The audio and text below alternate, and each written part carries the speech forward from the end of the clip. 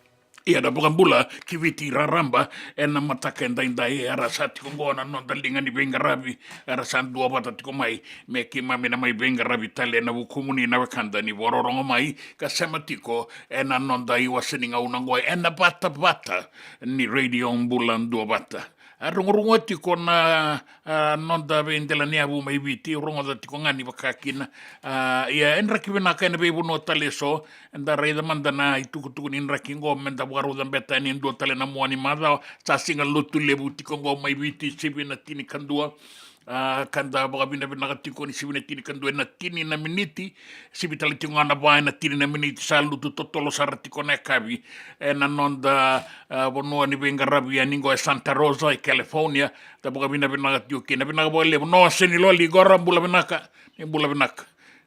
na kanda ratiko talanga son na dau bororong ratiko sar mai South Australia na deba ki Australia Alex JL Songa dola binari na border town my South Australia binaga lebu bagayan rabang bulat ko ni be kemuni na kanda Alex binaga lebu na sema mai robwa malambay langi bulatau gona no itukutuku gonga enamara kandabu bula binaga na deba ni langi Pursan bulan bea kana gatua ni masediwa bula benaka na kanda kemini na boga lesi boga mata ni tuti kon baka mai bunisea na boga benaka boga le boga matuani na tomba o kabala ke ina korni buli mai bulu ngarabiti ko kena na itabi no raboga to takina lubenda ila itia tamaimbeka singa boga rauti kon gona ila olako etuna tunga mani boga rauti kon ila olako nuita kanin daranga i taura na isema ni tukutuku ya hanan duana ngau na imuri winaga boga lebu ila itia tamaimbeka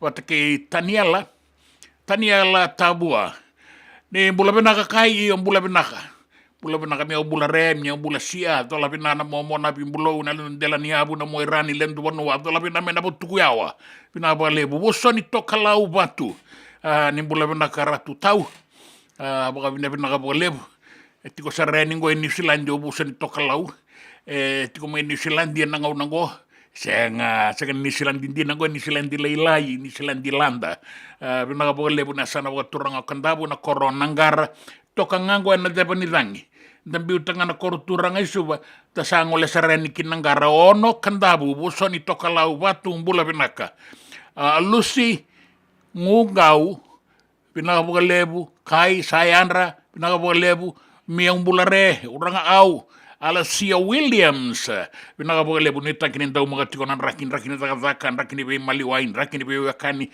nan rakin no dua bata ena bata and radio mbulan dua bata ena singa lebu ndai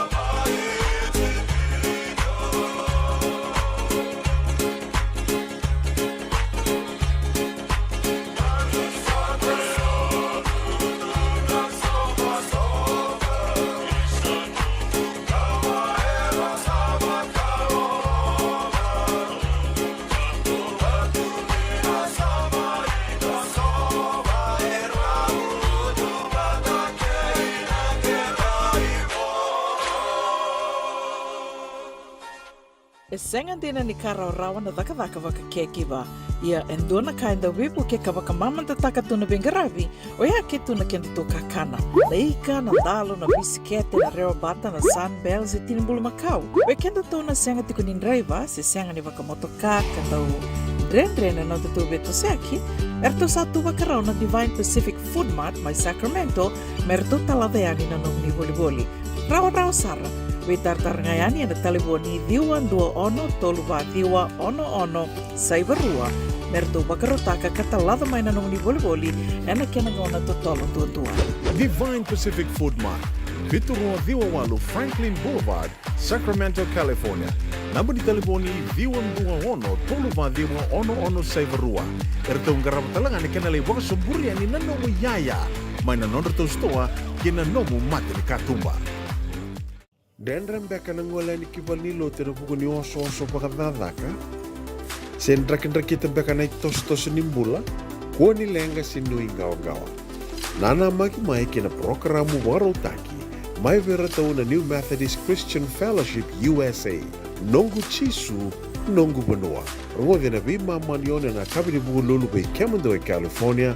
Bima mani dua na singilewu ni lotu lewu be Kemando biti. And a radio bulando wata San Francisco. Me kauti kanda wata mai. JJ's Food Shack. E tiku kena na kakana boka biti me bakana kokonda. Lobo benga ni ngai kani doitu na bundi na ndalo se tapioca. Na kakana boka malangi me bakana steak baka eloka kena coleslaw. Wee! Na karitoa sa wadha badina na keni kana.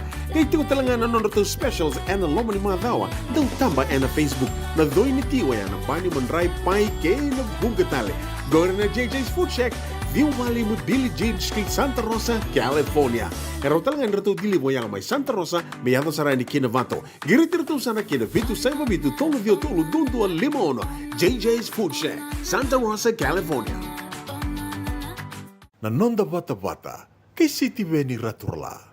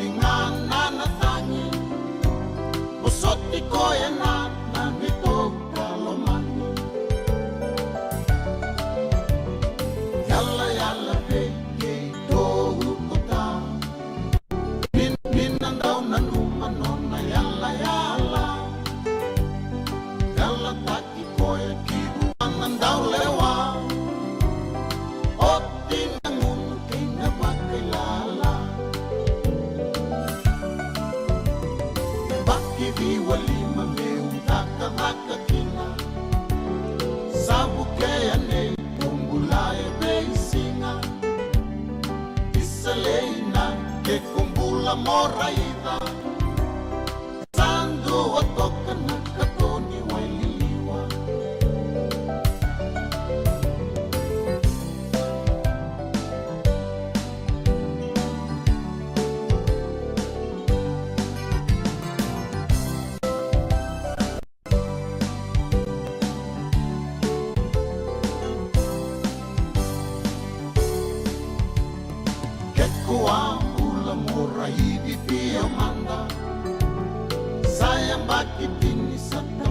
levu sara Yalo malu ngalu daw sasanga Sawo tuhi Kanirui mata binaka Isa turang Kenda ulesu nanga una Kawakale sui Talenga mai nambula Neura hivi koya Talenga wakandua Nongoi bala bala Sakania nongumbu Isa nana mususere Sama rongo boli Rabaka isa Ina kena ndau rongovi Marama ya londina Kandau beibo soti Deyena yala yala Ya boba nona toki Nona yala yala Ena sengani E nongu yala, nai tala noa ne seru se revi na siti ni vitiri. Baundua wata tele tunga mai nai tala noa keina nonta vata vata e na singa lebu enda indaini mbula vinaka. Alasio Williams, bula re marama tau Jude Tumare, bula sea e na uruta lengo. O sanji na pono ine vinaka tuyani, vinaka boga lebu, boga lesu e tiko yani vei kemuni, na muni boga nui, vinaka ratu saila sa boga dalai. E bula vinaka matangali, i matamano angangon rei tiko nei tau kei motu. Vinaka boga lebu na vingarabi e vinanduri na vinumi mai. Ratu saila sa boga dalai, mai matamanoa. O mela ia lutu ng biau ni bula matagali kalungata tiko nang warabi tabi ni kuwa pinaka lebu ero ni ratabo la nawe kangu bula pinaka so tu nama kitiko na nomo ni tuku na binga una bakango ero ni ratabo la dola bina maseki warorongo tiko ni na PWD Walu Bay suba pinaka lebu nas wanga pinaka lebu bang bula tiko ngamay na kandango rongo pinaka tiko mbaka buana sere kena pe boka marau taki ngore nei tuku makawa ni radio bulan dua vata pinanga boka lebu na nonta bata na singa lebu indai LXJL Songa tai me on motoro na sere ni kale ni buni tongoloa o ngona matila ni samunda kuitonga liwabi au tuna dange nambatini wa lebu omba Border Town, South Australia, ki ngatere Sandonu. Na suanga, senga indua tiko ngana vele tikambatiango. Me bakada bawanga. Besuriti maingori se. Ia vinaka baka lebu. Mam sara ida tiko ene na kambatiar kena vele ti. Seni madala na kena idoi. Ia sa kalungata. Kalungata na singa nikua, kalungata na vingarabi. Come in ni boy. Ke ruko tiko ngango ke roni ngaraningoli ndreketi maduata sana korongore toka ngai nan duana bamba ni tatambe ani ngau sala pinaka lebu Emily Lal e bula pinaka turanga night totoka na nomoni vengarabi totoka talengana bina numi mai kemuni gonga en dio ruasanga bulu Doubles Drive kereme ngai bota itali tunga me na lubengo Joshua Dilal my Wellington my New Zealand Philo my Taupo ke Sydney my Campbelltown Serenebi nakabaga lebu na bena nomi andilaite inoke mbula binaka tau na bengo arabi rongo binaka tiko my Waikato my New Zealand kia ora ni mbula binaka dola bina ni mbula binaka na wakanda ni sema tiko my en singalebo indai Tapano hindi binakatiko yan na itabi yung tangarapa. Me toso binakatiko kina na nung tataka na singa ni kuwa na kena ibo ka langgaw nga. Yan tapaka binakatiko kina kemuni. Binakabuka libo na wakanda ni dua patatiko may na singa libo and then gay miyang bula si rongo re. Kainga re bironga o miyaw na singa ni kuwa. Binakabuka libo na nung tabata. Binakabuka libo na itukutuku ni LXJL Songa. Na kale kay buni ongolalu ni daw liwa au langarau misinari sana bosani au biau ay rangonen daw sa igo me ulaw ko ya unde may sibo wale nongo bunau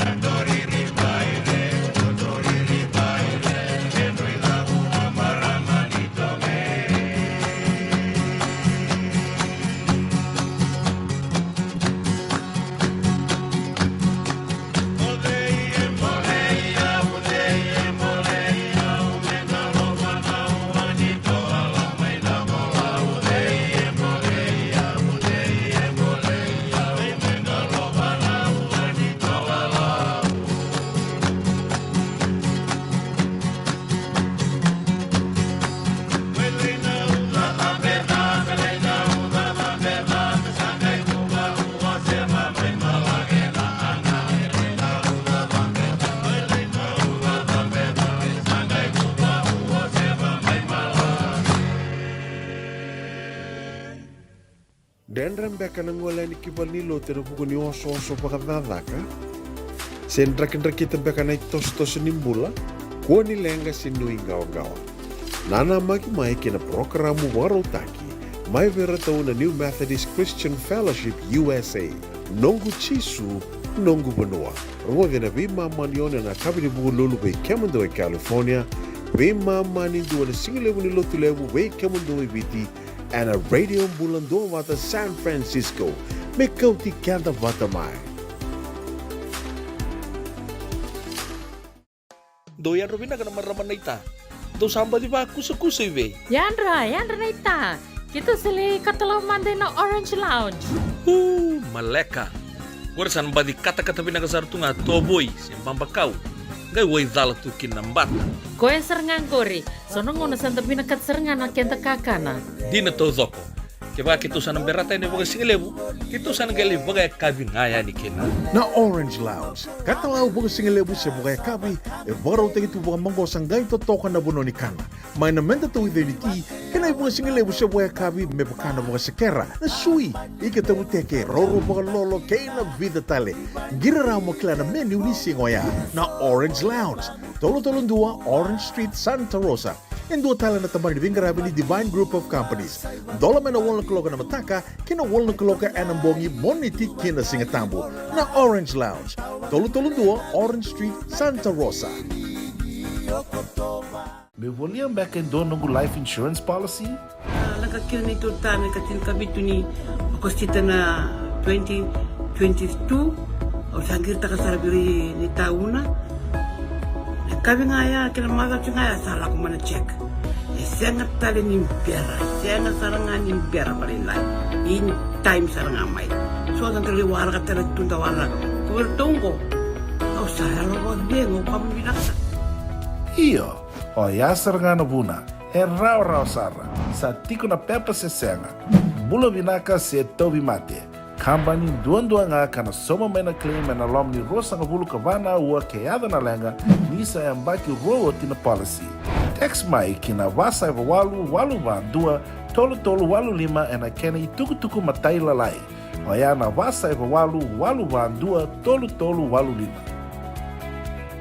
E na muna nga una na levo ni nondo so enda sa senga sarangan nikla na dapat menda baka talau taka buka singi lebu taka siya buka kapitang ne ka kuni lo malenga sa tipin dono munua e raw ni buka dingo ikimuni waya na JJ's Food Shack Santa Rosa California na vei matanggali kaka na tigina me baka na karitua waraisi na lobo palusami na buwaka na kaibo soso na dalo na toa na kukonda bainga ni kinang gamure na kaka na buwa malang me baka na steak gai buka loka tabio ka kena kuslo surua Otat ni, kailan ko pata na kaya na pie ng bani kay na manray. O yan na JJ's Food Shack, Santa Rosa, California. E raw sarang ano direct message virto, giri nga kina bitu sa iba bitu, tolo duon limono, siya, o nga wali sarang ali tumiko may nanomota, e na diyo maluma, Billy Street.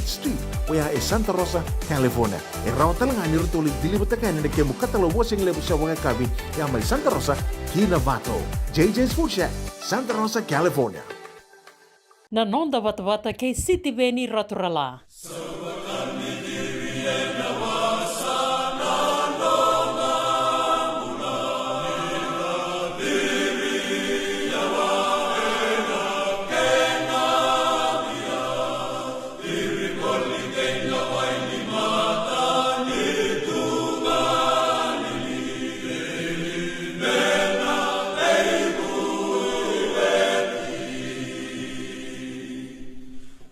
Kaya yang mata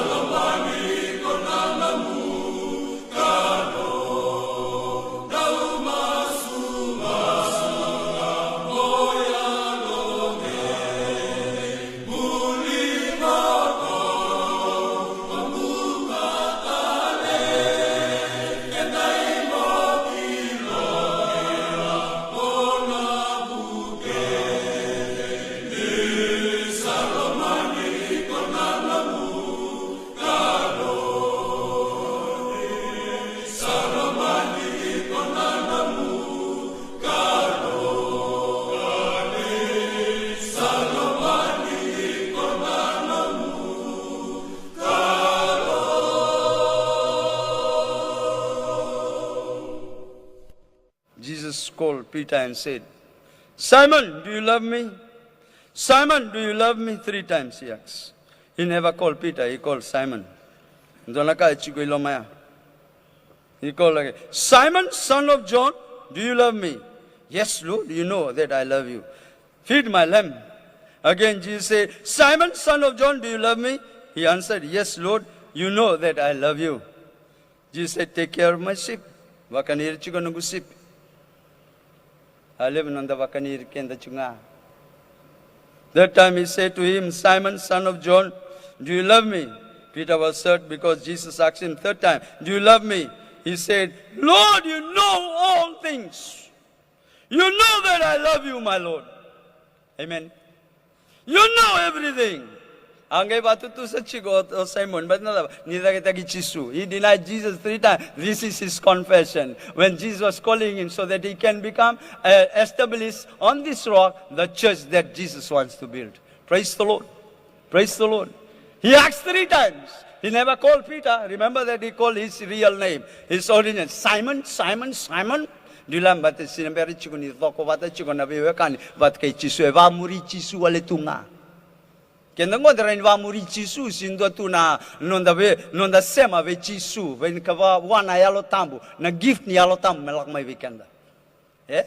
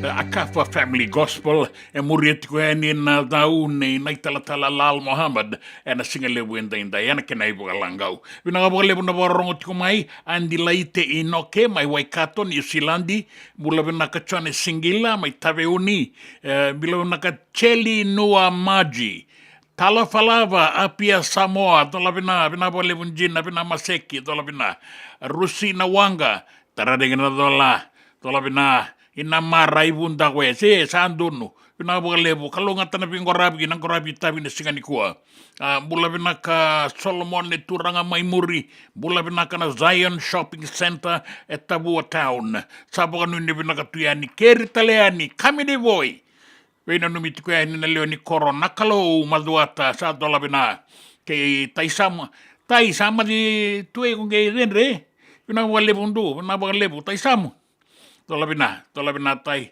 rongo matata mai na pingo arabi kunta naman ko sebo na boga lebu nduri ki na boga lebu na pi vai me nambo ko na boga lebu na sema tiko mai na singa lebu indai turu rabi na boga tai mi Indiana ai viti ne mami zaka na tira isina rondolangi kay na uto solo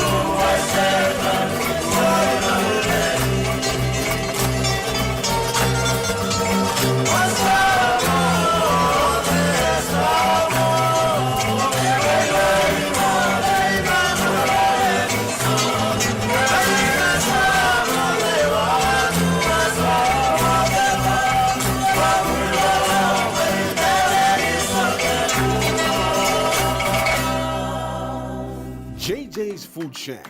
E tiku kete kina na kakana boga biti me bakana kokonda. Lobo benga ni ngai kani doitu na bundi na ndalo se tabioka. Na kakana boga malangi me bakana steak baka loka kena coleslaw. Wee! Na kari toa sa wadha badina na kani kana. Kay tiku talanga na to specials and the lomo ni madawa. Dau tamba na Facebook. Na doi ni tiwa ya na bani mandrai pai ke na bungatale. Go na JJ's Food Shack. Viu Valley mo Billy Jean Street, Santa Rosa, California. Pero talagang rito dili mo yang may Santa Rosa, may yato sarani kinavato. Girit-rito sana kinavitu sa mabitu tolo dio tolo dundo al limono. JJ's Food Shack, Santa Rosa, California. Me volia back in dono ng life insurance policy? Nagkakil nito tayo katil kabitu ni akostita na 2022 o sangir ta kasarabiri ni tauna. Kami nga ya, kinamata siya nga ya, sala ko man check. Sengat tali ni pera, sengat sarangan ni pera palinlay. In time sarangan may. So, ang kaliwara ka talaga tundawara. Kuwertong ko. O, sayang ako din, o pamibinaksa. Iyo, o yasar nga na buna, e rao sara, sa tiko na pepa se senga. bula vinaka se tovi mate. Kambani duan nga kana soma mena claim na lomni rosa nga vulu kavana ua keada na lenga nisa e ambaki roa tina policy. Text mai kina vasa eva walu dua tolu walu lima e na kena i tuku matai lalai. Oya na vasa eva walu dua tolu walu lima. Doyan Robina kana marama naita. Do samba di ba kusa iwe. Yandra naita. Kita sili katalau mande na Orange Lounge. Maleka. Warasan badi kata-kata pinagasar tunga toboy sembang bakau. Gai wai dala tu kinambat. Koe serengan gori. Sono ngona santa pinakat serengan na kenta kakana. Dina to zoko. Keba kitu sana berata ini boga singelebu. Kitu sana gali boga kabi ngaya ni kena. Na Orange Lounge, katalau boga singelebu se boga kabi, e baro te tu boga mango sangai to toka na bono ni kana. Mai na menda tu ide ni ti, kena boga singelebu se boga kabi me bakana boga sekera. Na sui, ike te uteke roro boga lolo ke na vida tale. Gira ra mo klana menu ni singoya. Na Orange Lounge, tolo dua Orange Street, Santa Rosa. En dua tala na tamari ni vingarabi ni Divine Group of Companies. Dola mena wala kaloka na mataka, kina wala kaloka anambongi moniti kina singatambo. Na Orange Lounge, tolo dua Orange Street, Santa Rosa. Nanonda wata ke sitiweni raturala.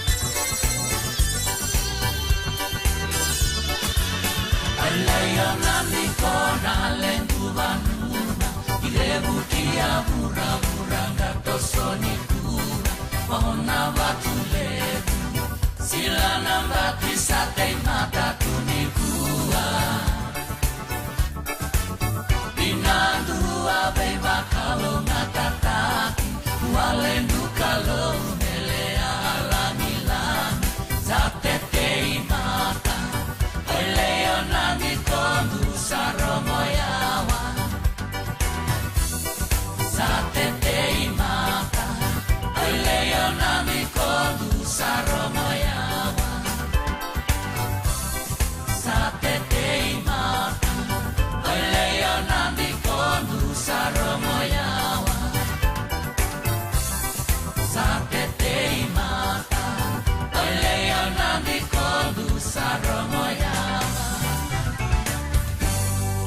Lalo mai lo vatu, dola vinana masekila. Vina wale wuna itala noa ni tomba onandi kena indela ni abu turanga. Ni mbula vina kani senga isema rawa tiko mai ni sabo e bitu na miniti me tini karua na ngauna mai biti e ke sabo e tini karua na miniti me lima na kaloko ena lima na itukutuku ena nondabanua na itukutuku ni ngito na itukutuku ni veia saibura ke na itukutuku ni nraki. Mbula vina ka abonangele. Binaka buka lebungo e nanduru low na tiko ni mata ni tu ni mula binaka dola binata isama dola bina na rarukuni vei pai ni mai nambou Pine Station mai nanronga bataki e pelia bala dola bina ra bagayan ratiko mai na wakanda sangai kinda bagi tiko na singa lebu inda sabe bia ngau na toka ni baga singa lebu sabo e ona na miniti metini karua inda rangai rongo da kina na itukutuku en nonda banua na itukutuku ni raki na bia sai bura ke na itukutuku ni geto inda se tiko mandango en nonda bata en radio bulan dua bata San Francisco kauti kenda bata mai.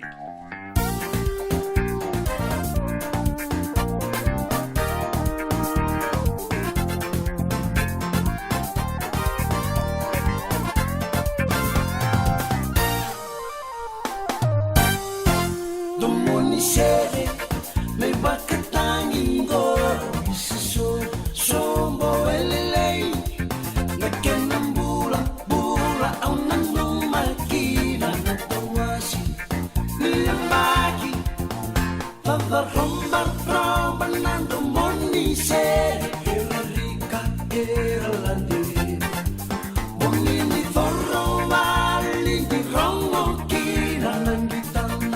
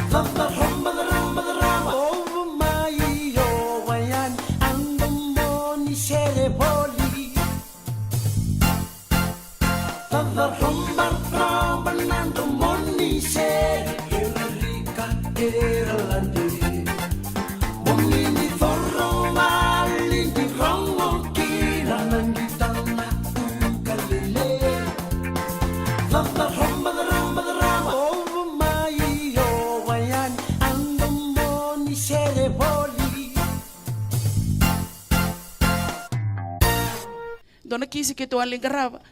E to la dorvor to kambatan dona baina buaka to ba mate ana buaka. Kadi to kaya no to ke ni buaka. Kem do kila ngor no buaka. Chiko lo iku sen ke bonongo. Kem do kila ni dalla kanto da kaba chiko lo sen lewa. Saka di bana kisi. So le me bena kisi o sin kilan o aseni tu vea na list non to kisi. Kango ka ver to boys mai. Do kilani dala. Se anke tu sin dala. Ke la ko lo mai andur na matai maramani lewa.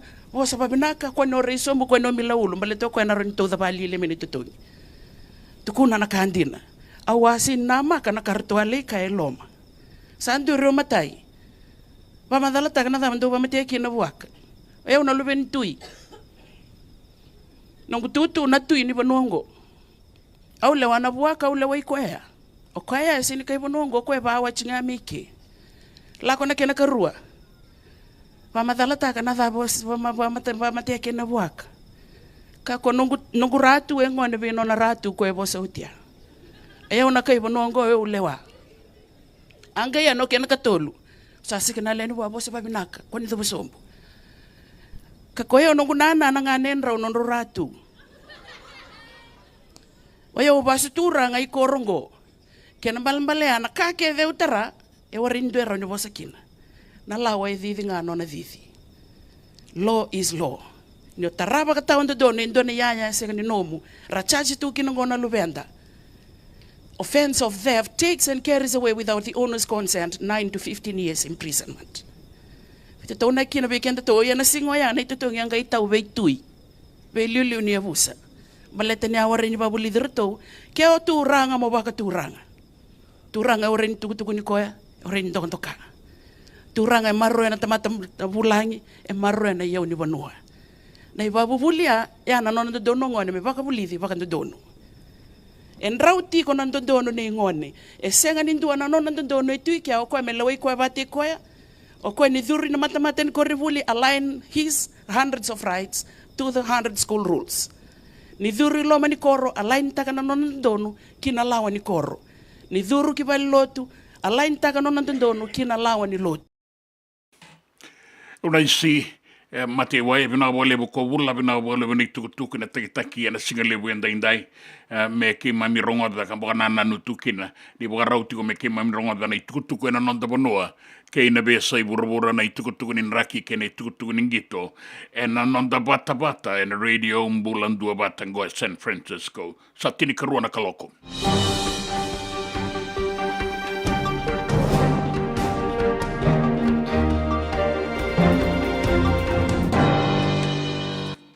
Ai tukutuku ena nonda bonua bukarita ki mai ni sa lesi o ya seri ranronro na minister ni buli me sanga na daga ni biboga meuta ki na university ni deba ni Pasifika ni sama i singa bango na boga mbese ka sanga ni kuneti ko endo na kena iwali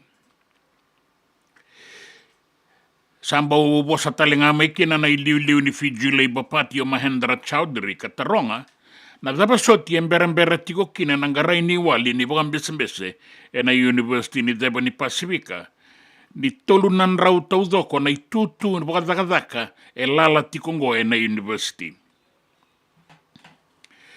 borita ke mai ni sasanga ni sekunen do na wali ni lenga tiko na university ni deba ni Pasifika ni saoti bana singa ni boga mbese borita kana prime minister Siti Veni Rambuka Nindondo mendambe na matambose ka boga tulewa na university.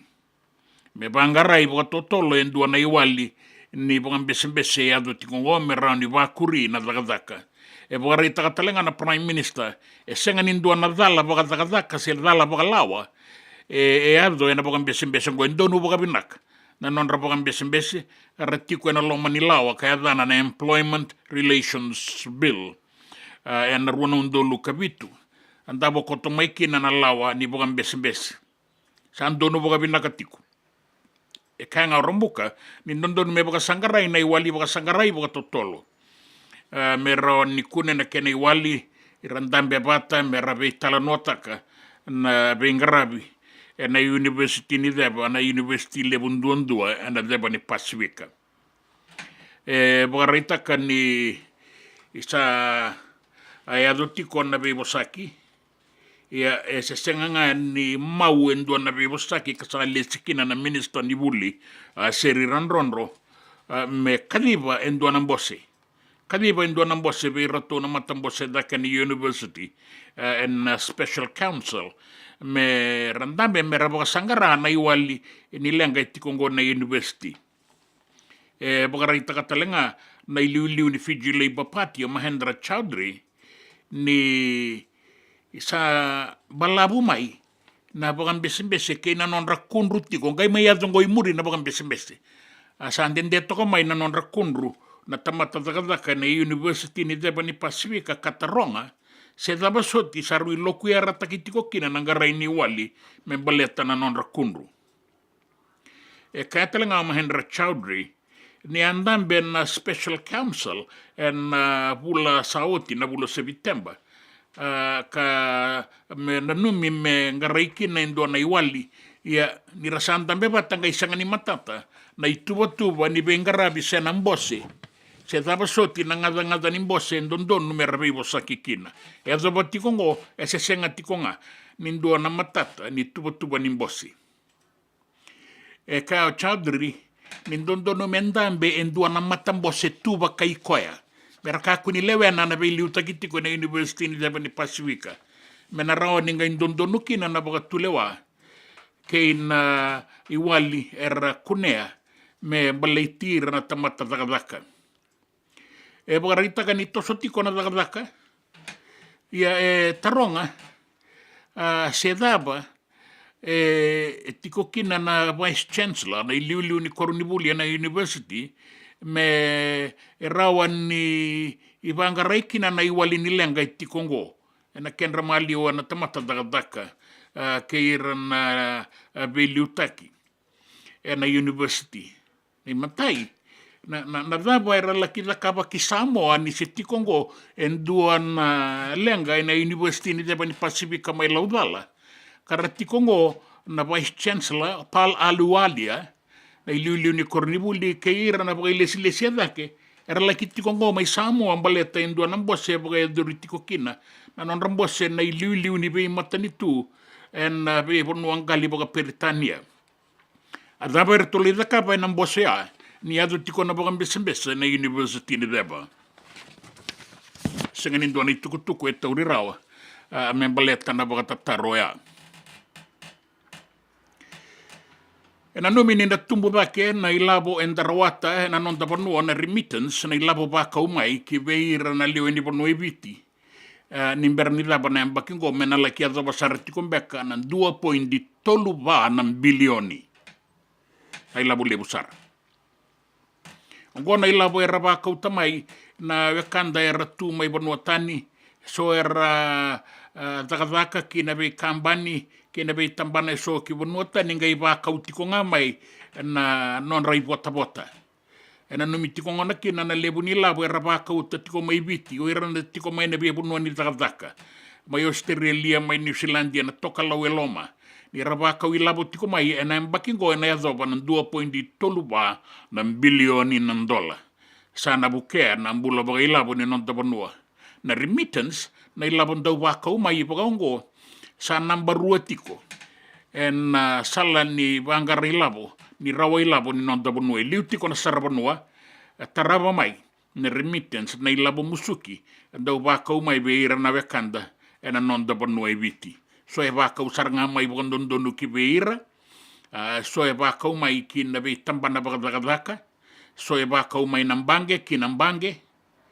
kaso era bagayang ataka na itini ni bakaw ilabo iso karatuongo na non dabanua me taurikina na lebu ni labo e bakaw mai kibeira na ken reisaira tiko ni eviti ke baka nan deitiko na talanronro ni bakaw ilabo e ado tiko go na non dabanua na remittance enda sana rawani di toka kina nandua na itoka binakasar na ilabo e bakaw tiko mai na non dabanua membaletir na leo ni pano eviti keira na kenan daw ni bengarabi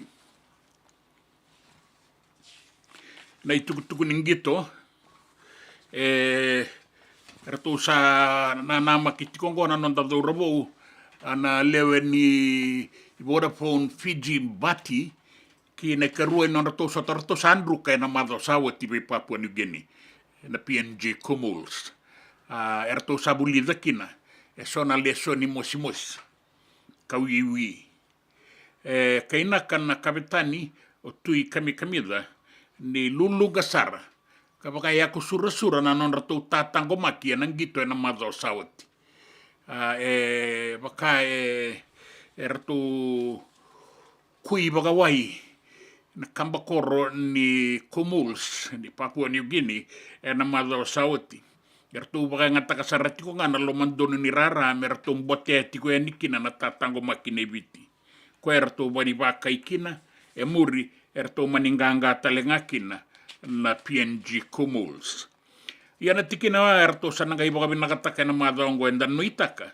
ni ertu nanganga endondono mertu sana sanga mertu nganga na madongo kertu sandru kabetarabi ya sa na bia drendre ni ertu edo bana final na madongo ertu na sota tiko kina keina timini yatukuka na Cook Islands ninda tabuti retiko na bia nuanungo kena bia buno na Pasifika senga ni rangito tau doko na bia nuanungo bunga beira na daugito retiko mai Australia ke New Zealand rangito tiko mai ka karabo tiko talengakin akene balembale na ibu tangin dengan dini kilaki nang gitu tiko binak ni rangito nga na bia madlawa mai Australia ke New Zealand ya sa nuita kitiko ni na rawa nindua na irongo binak na sota ke na tukuka na madongo na tukuka na timi na aitu ka timi kau atalenga senin do na timi malumalumo era la tiko maingo mera maingaga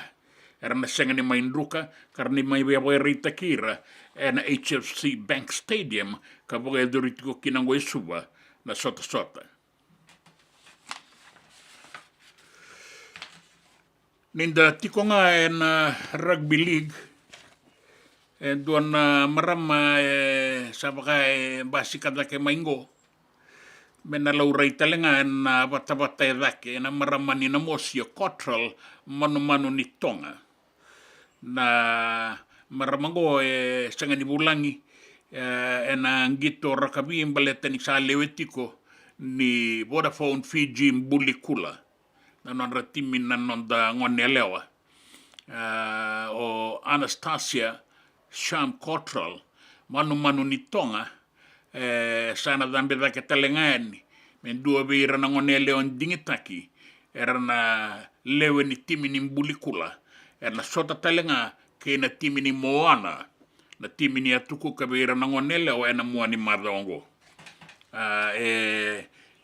lakomai na dua na bubale ndaungito era sangito titiko na balataki vanua na esona wekana na nondo tu matabu vale sanga izambe to maingo na ngonele o kana numi ni na mai bugarite ko saraba vinaka na muani madongo en sotango na maramango laki kaumai ni angito tiko en timini namosi rugby union en bono nambuke ko anda bono ele kune maikina na nona mangosa ke na kau ni nona ngito kalabeti da ke kinango me salewe ni mbulikula na mua ni madongo na sota ke na moana na timi ni rakabi ni atukuka kide be sai burabura sa toso tikonga na bunau di binding-dingi mai mereke kata-kata da ke tikonga ni sabole ka tikomai na November na kalima ni singa mena madalaki na o sa taura na itutu baka presidenti mai mereke ya do na bisureti o Kamala Harris na ibuka-buka ni presidenti ka mata taliti ko nga mai ni Democrats me rauna laki bebosaki ka buka tarungi bata ke na kena isa na mata mai na Republicans na presidenti bodengo Donald J. Trump manikayo Trump ni sanga ni biala ko ni sarbi oso nga una leka suli maingo bua ya sana numa me rausa andu ibaga zormandanga na non raubuna uni binding-dingi anda ponwa rausa baga na mata tiko kinango ni mbera ni mairaba na buna uni binding-dingi me malala na dingin-dingi en na ponwa rasa ngolekina na lewe ni ponwa kina non rangangandre membaleta na itutu ni presidenti mai merke e na gai madala e nei kalima ni singa.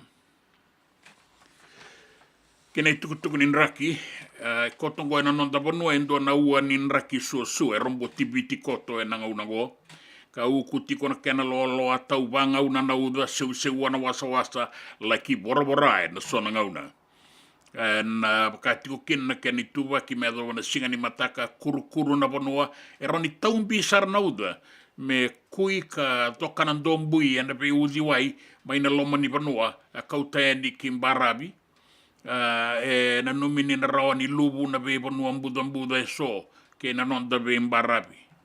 Tau vanga una na uda mea wana Singapore raumbuka e na rawa talenga ni uku tiko na loa e na ve vanua e so e na deba ki biti lebu o na vua suwa ki na usori o tai lebu na itasiri na tokalau ke maduata na deba ki mbua na sano ra me tika ni raki na sano da kaunrove ke na sano maduata vakaki na tokalau ke na kena ve anu me tika bu mai di kombia do mai kinangele lebu ki atata vata ke laudala na anu tabeuni na sano lau ke na sano da kaunrove vata ke na sano lo mai viti sangani ve sau lebu na tu vakin raki and dono magatiko indai e takana no da kauai ke na no da gangarauni de na lubu e sona ve uzi wai en taumbini uda en singa indai mela ki adoba nambongi na seua ua ka bora na wasa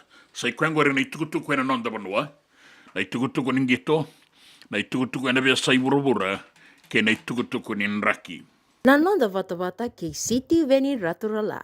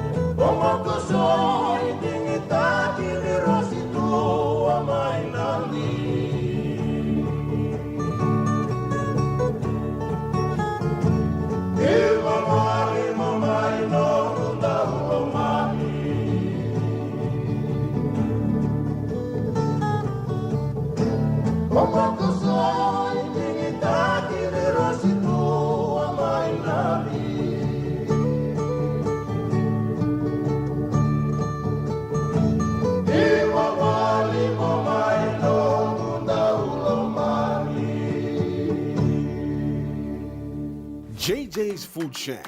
E tigo ke kina na kankana boga bitki me bakana kokonda. Lobo benga ni ngai kani do itu na bundi nan dalos e tabiok. Na kankana boga malangi me bakana steak baka elo ke kena coleslaw. Wee! Na karitoa sa wadha badina na kani kana. Kay tigo talanga na nono to specials and the lomo ni madawa. Dau tamba na Facebook. Na doi ni tiwa ya na bani mandrai pai ke na bungatale. Go na JJ's Food Shack. Viu Valley mo Billy Jane Street, Santa Rosa, California. Karo talagang rato dili mo yang may Santa Rosa, may ato sarani kinavato. Giritirto sana kina vitu sa vitu tolo dio tolo dundu al limono. JJ's Food Shack, Santa Rosa, California. Dendram beka nang wala ni kibal ni lote na puko ni oso pakadadaka. Sen kita beka na tos nimbula, kuo ni lenga sinuingaw-gawa. Nana magi mai kina programo warotaki. Mai vera tau na New Methodist Christian Fellowship USA. Nongu chisu, nongu banoa. Rongo na vi mamanione na kabini bugu lulu bei Kemando e California. Vi mamani dua na singilewu ni lotu lewu bei Kemando e viti. And a radio bulando wata San Francisco. Me kauti kanda wata mai. Na nonda wata, kay City Veni Raturla.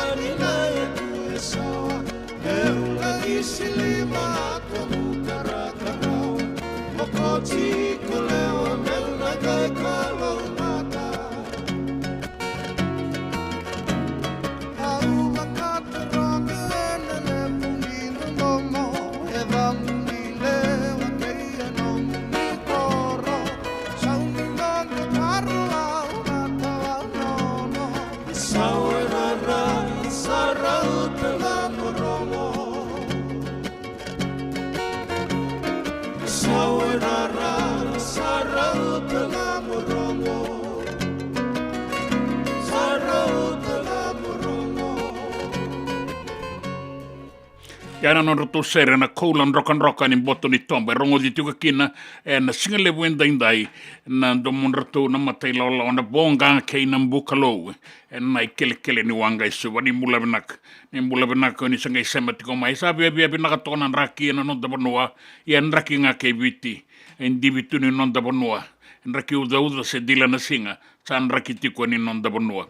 Ya boga bina tiko boga lebu enta na boga rongo tiko ena dua nanga una leka ngo ve nai tala Lal Mohammed ena nona dau ena singa lebu enda ena kena ikarua kanda boga bina ni raun inda boga yang atakira na ve mata sere so ni lotu keira na sere kosipeli me boga leleda tiko ni nai tuku binaka ni ve boga mbula ini turanga o ko enda marau taka tiko kina na mbula ena singa lebu enda indai.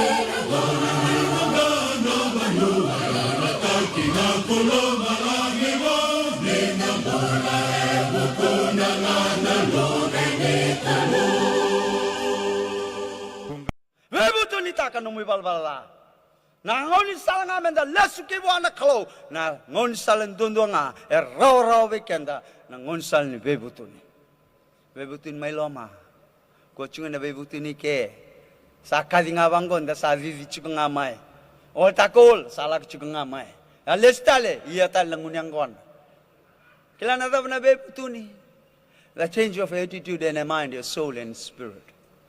If that is not changed, my friend, no repentance will come.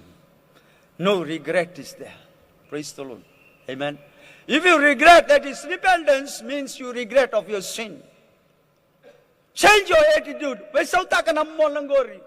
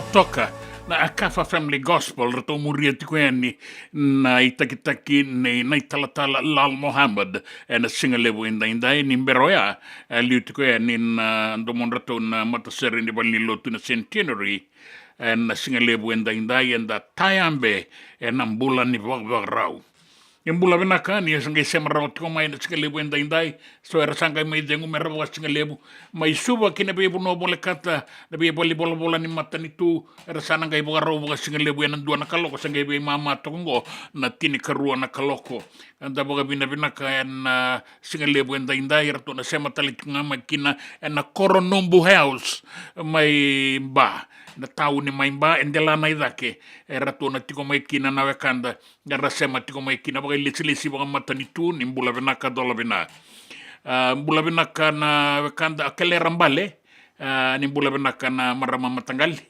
vinaka boga lebu malakai tangidaki yandra vinaka kainongu vinaka boga lebu Ravuni Street mai wayabi lau toka dangin dono tiko na vingarabi na singani ko malakai vinaka boga lebu na sema tiko mai na nonda bata na singa lebu indai vata ke peli avala yandra kai yandra rongo vinaka tiko yaningo na rara ma place mai makoi vinaka boga lebu na sema tiko mai na singa lebu indai bulare tau sama tiko yaningo mai nawi na yanu nawi ke marimbuna mai na landscaping ke longa ke karlaini and house killing vinaka boga lebu tau vinaka boga lebu bushanti and sema tiko mai na yanu toka mai nawi mai na sabu and singa lebu indai tindo mdana kena iwa langa wike mai virto na waikula ke tabo na sere na ismeli longa baleta na sota tawa kludi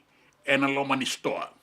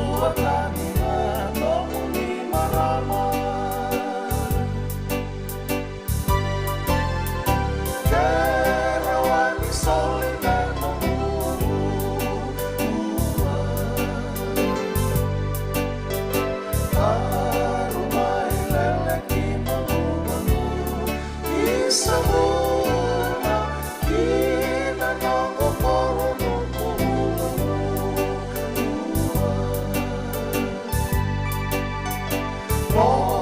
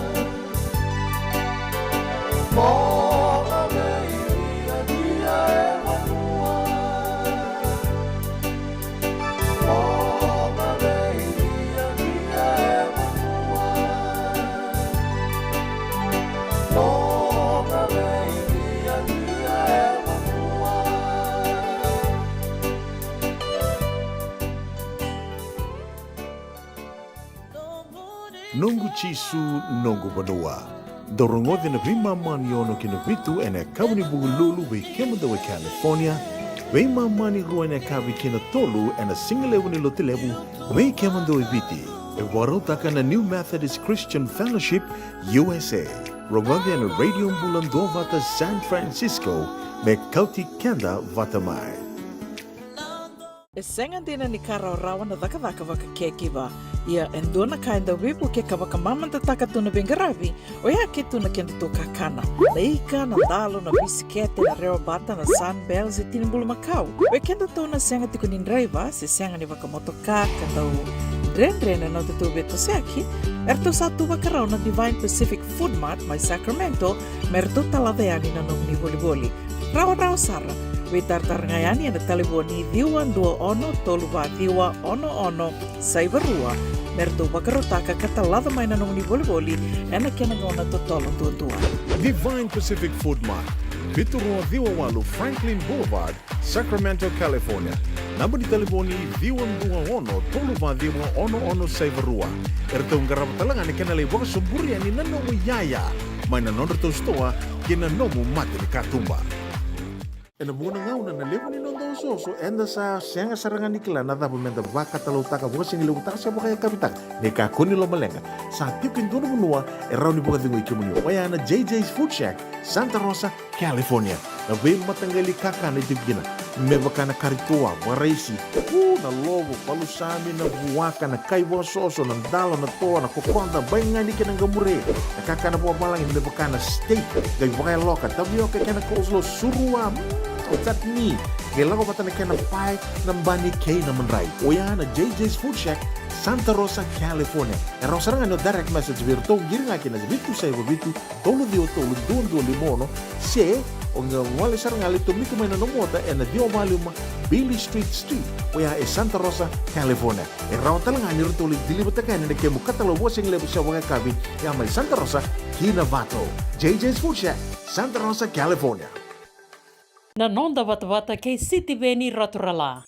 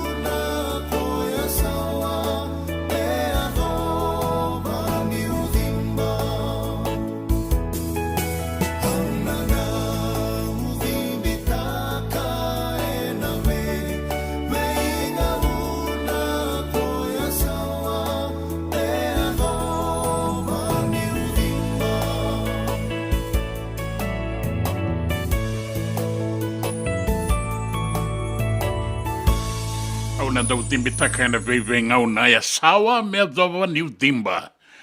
Sai nai walu dola bina rigi dola bina tinaya mai lai mai Hawaii bina walebu nai walu na walebu na sematiko mai bina du walebu na bina numi na singalebu endai na bina katiko na numa ne karua se katolu tiko mbaka ni non da banu ni bina kana lo mani ruo na bulango kala ko sartiko mai Hawaii mai lai bina walebu na sematiko mai na singalebu endai Stino Tokona ni bula binaka mai Victoria Park Market mai Auckland City, New Zealandi.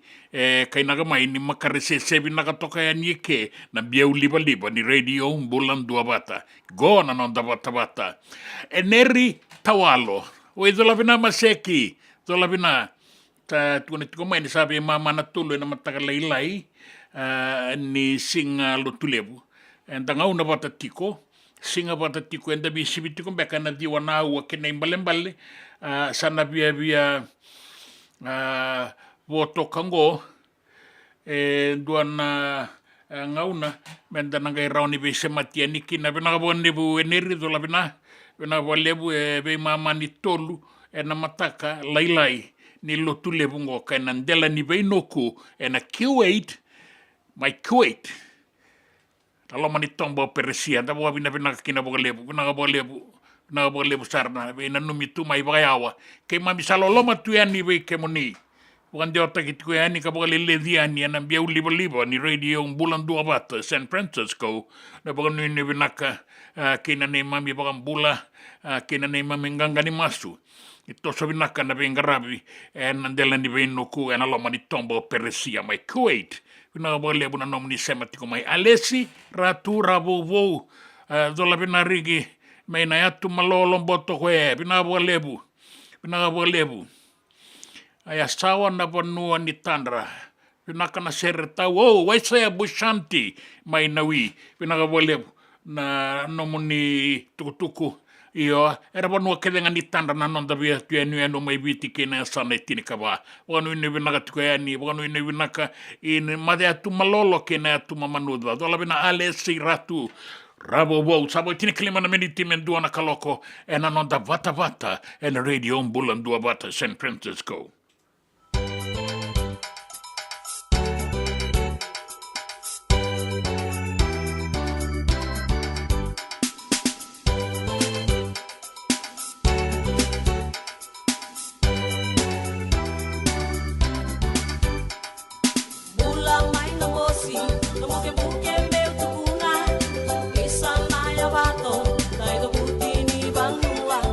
Tau baka vale, when a coloni cow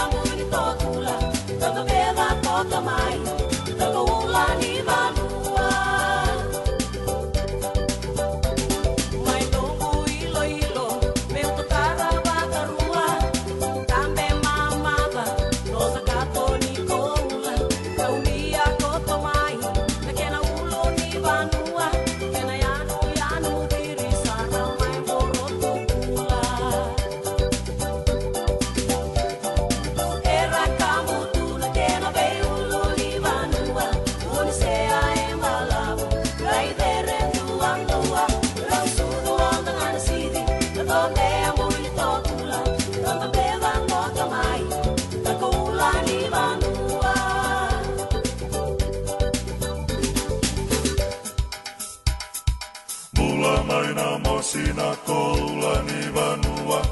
Era kambutu na kena veulu ni vanua. Isana ya vato vaka vale tolo ni kaubuda. Unisea e de renga i toto kavaka.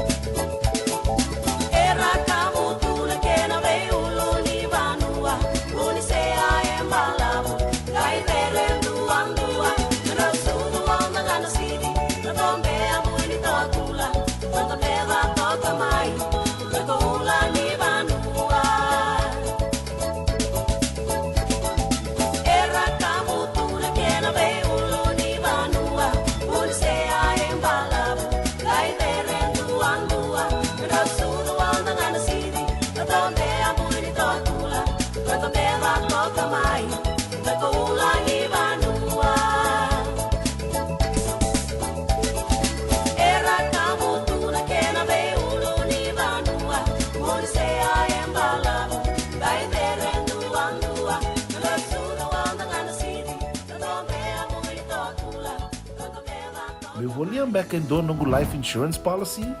Laka kira ni tutana katil kabitu ni makostita na 2022 o sangir takasara biri ni tauna. Kabi ngaya kira maga ngaya salah ko mana check. Sengat tali ni biara, sengat sarangan ni biara balilai. In time sarangan mai. So ang kali wara katara tunda wara. Kubertongo.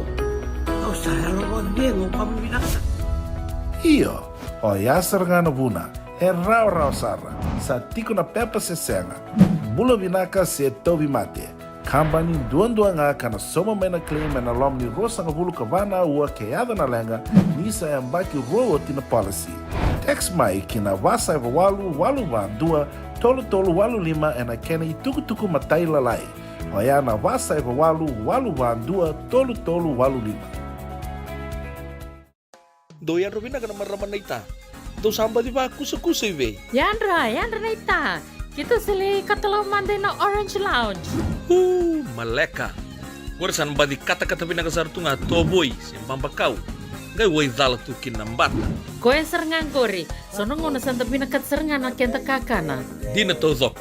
Kaya kita sana berata ini bagai singlebu, kita sana gali bagai kabin ngaya ni kena. Na Orange Lounge, katalaw bagai singlebu siya bagai kabi, e baraw tayo ito bagai manggo sanggay to toka na buno ni kana. May namenda to identity, kena bagai singlebu siya bagai kabi, may bakana bagai sekera, na sui, ikatabu teke, roro bagai lolo, kaya na vida tale. Giraraw mo kila na menu ni singoya, na Orange Lounge, tolo-tolong 2, Orange Street, Santa Rosa. En dua tala na tamang divingarabi ni Divine Group of Companies. Dola na walong kaloka na mataka, kina walong kaloka anambongi moniti kina singatambo na Orange Lounge. Tolo-tolong 2, Orange Street, Santa Rosa.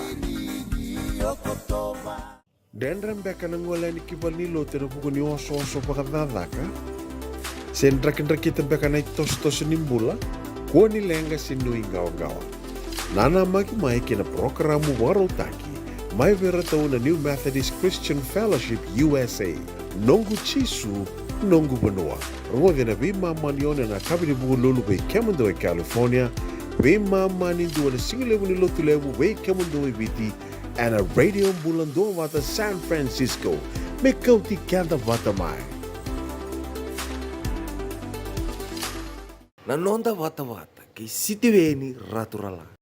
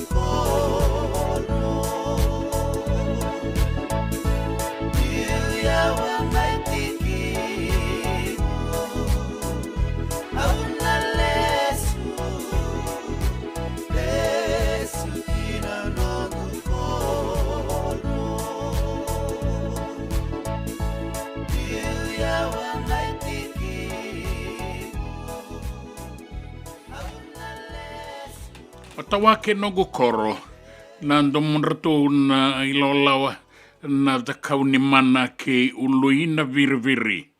Sabotong wali mana miniti men duana kaloko and then rongo tukutuku and duana kaloko na liuma ina tukutuku na ikobula una isi matiwai mai na tambadaga ni visa da bonga bula tuku ya ni Solomoni turanga mai muri sema tiko ya ningo na Zion Shopping Center e Tabu Town via vian rakidato kai dina via vian rakidato kai na nona tukutuku ya na udaida ke nangarira malo dina sara no tukutuku dina sara na wakangu na no tukutuku alaisa vina walebu na sere me kautikenda ni kinandua na kaloko lambasa na korni sani rosi dila ni bula sera wena be mbongi e buga dirilo loma e mangani mosi o bulovi.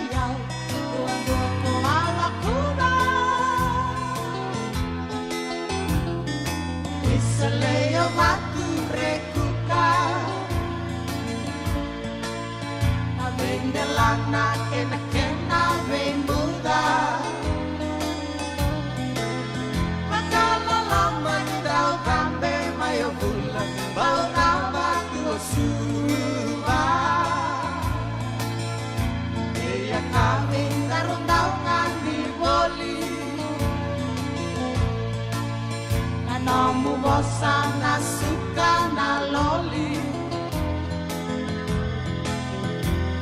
kamidhanyi wakana numavoli isana rosi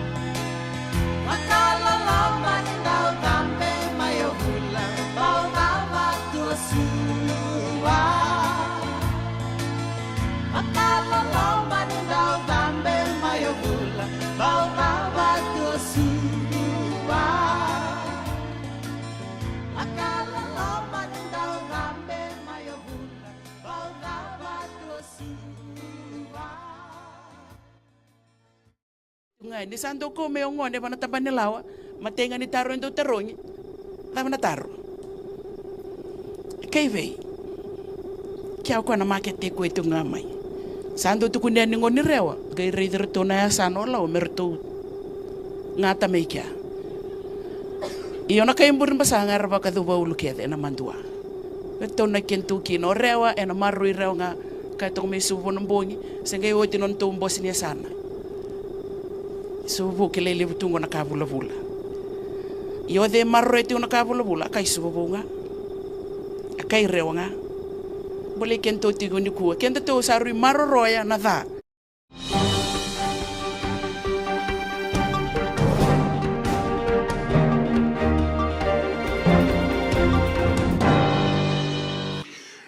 Nai tukutuku ana dua na kaloko ana singalebu enda indai. Boga reita ki tiko mai na ilesi-lesi. Sa boga tule wakina na Prime Minister na nonda banua eviti. Me sa la kingaraba na veileti mai na University ni Devani Pasifika na Minister ni Vuli. O aseri ranronro.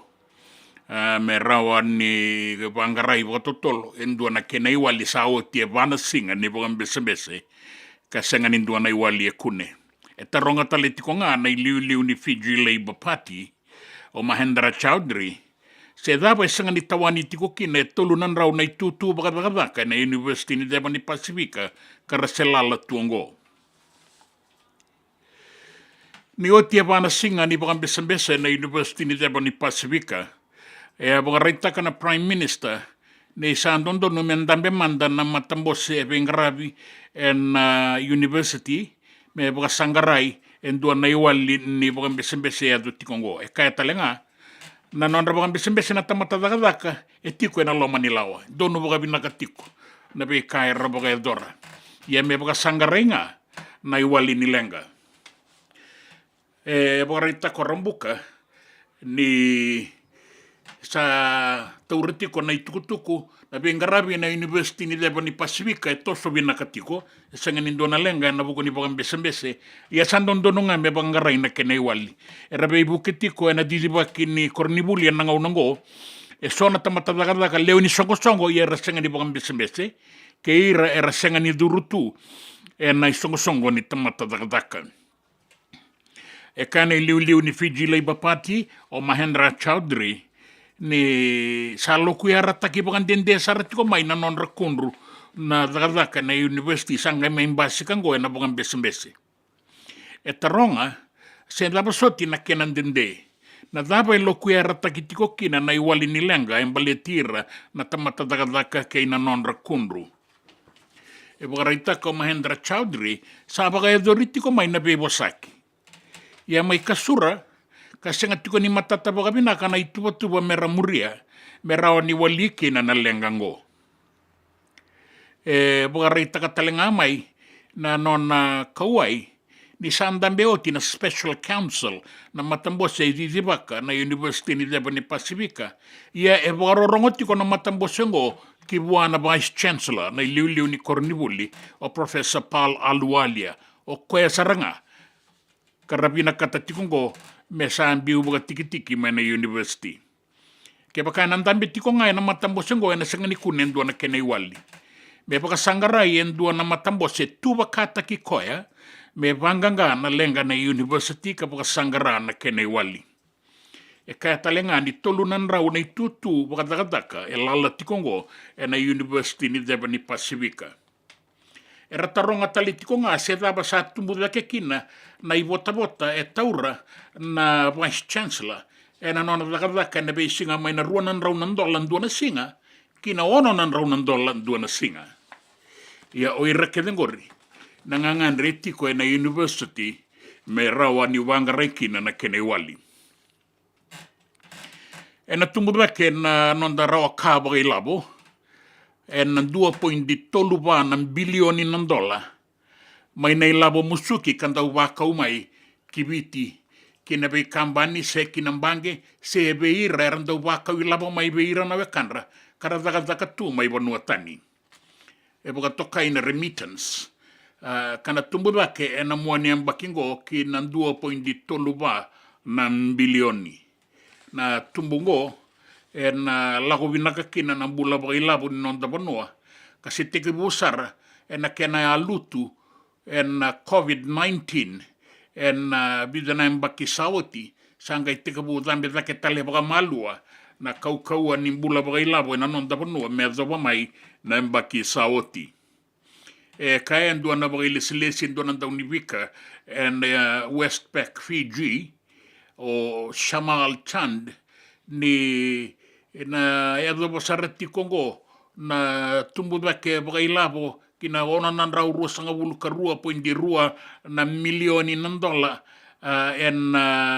en bakingo me tika bu mai na January sa tika bu tumbu zake tiko kina na rawa ka baka ilabo kina ilabo en dau wako mai be irana wakanda en anonda bonua e viti keba ka en andei toka na kena i tubango en nondo no mena boroka toka en duana i sau na nonda bonua en na buku ni labo musuke en dau wako mai ke be irana wakanda e ratiko ya ningo en nonda bonua e viti e tukutu rongo benaka ni tumbu dake tiko na be kabo i labo en darawata kinangito rato sabaka nui tiko na nonda timi ni Vodafone Fiji Mbati na sota na madongo wata ke na tukuka na timi ni I2 ni rato na rawata na nganga rato asama inruka na madao sawot hindi na nga ninda baka nui na sang ni Ronnie Labe na raraya manilabe bakakina na madongo rato sa na sota ke na tukuka kaya tui kami-kamida na kabitani ni timi ni Mbati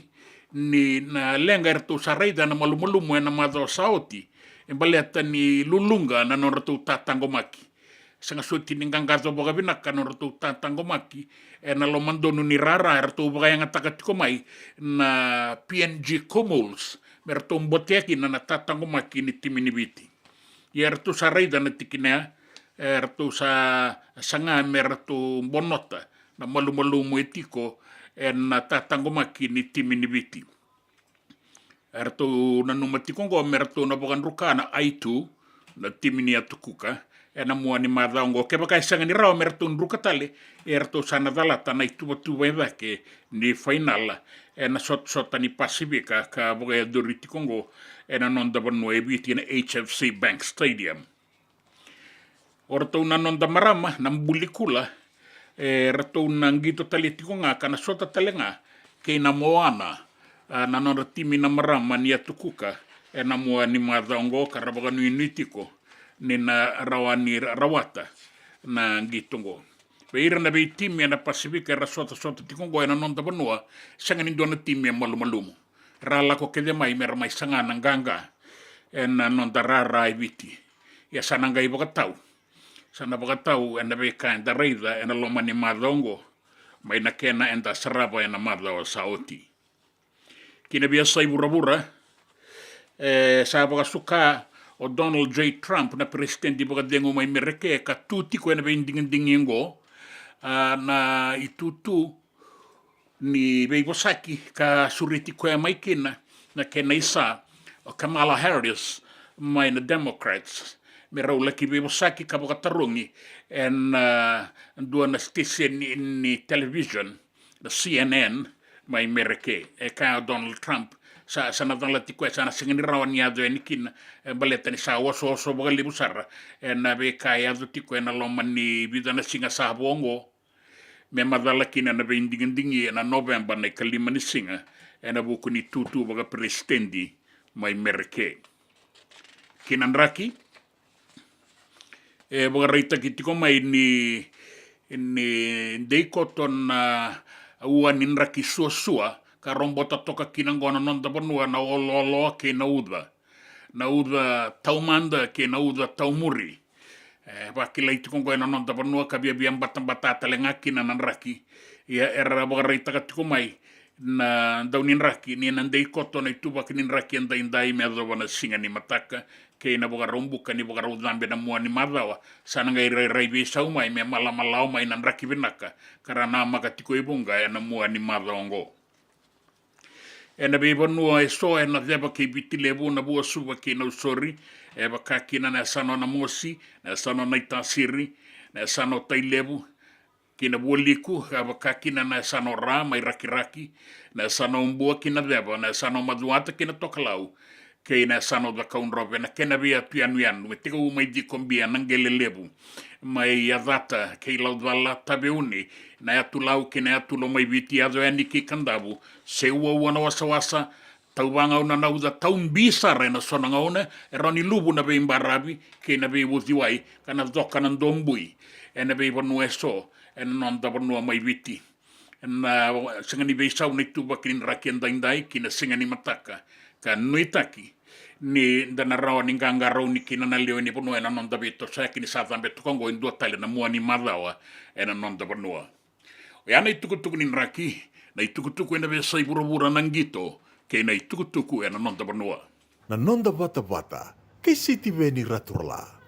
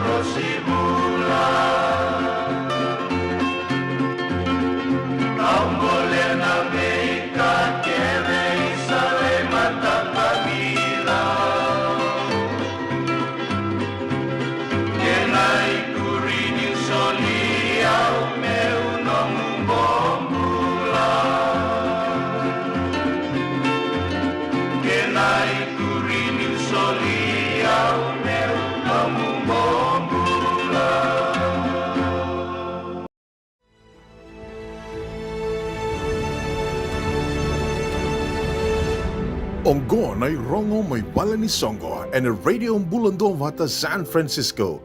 Mekauti kanda vata mai. Abe surit ramba be kemoni nandau talita kana saraba na talendi ni bagareita ki sulu ke na ibuki na ke na dula in fashion design California ke na be bono bole kata. Ni mai saraba na nondangonele o andomo koula ka bagai rongo tikongo e nambuturara ni langa sere o Pepe Malani. Kana bagai tabitiko ke ratou na wasani tanra lai seru ke Salome Wipi seru, Lolani Boutique o lai ke Salanieta Tango, Renuka Kumar, na mata ilawalawa ni Mrs. Malani, kana bingarabi bei Pepe Malani, na non ronambasi katiko mai na songon ni Yandi Senitoa ke prima na via.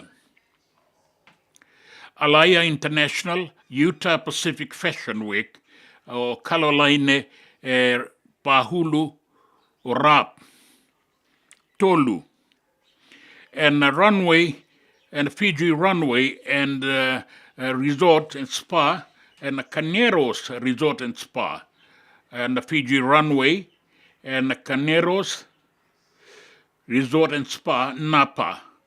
Na bagarawa istarangaongo ni karu sanga bulu kaono ni singa ni Okotoba durun donan rawa sanga bulu kalima nandola sa William ni kinangorde tolu na itamba bagaya kabi bata ke na waimbuta ni sambutu dona wo endanguno ikia sa narawni endalesu en marau ke na vinaka ninda sa bagaya dorarawa en dona itabi kandala ki marau takatalingar taliboni na bitu sa ibabitu diwa walundua na tolu rua bitu. Dala ingolea ni menangale kisarava. Gore na itukutuku ke na irongo may nabale ni Songo. Na nonda bata kay City Veni Raturla.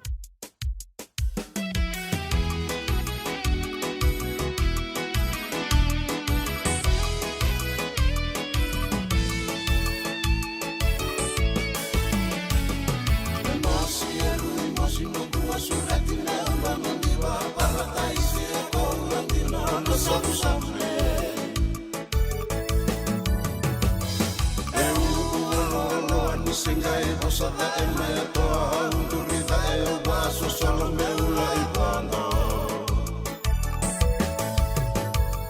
Atoli lia umba munre ni dangi e ba me bosara tu una tua beisa min raisa donu mai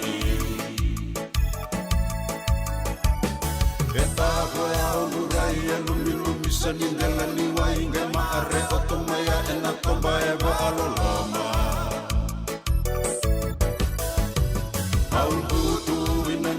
Sale longu salu ilele uele pali anandu iroani rosito toa Auto lilita itane meula idenu inu balabu oba atula wenongu balele butina sabu sale Auroro aundu anisenga nutu atu ba andu ameita lano alesiuina oro merangorongoro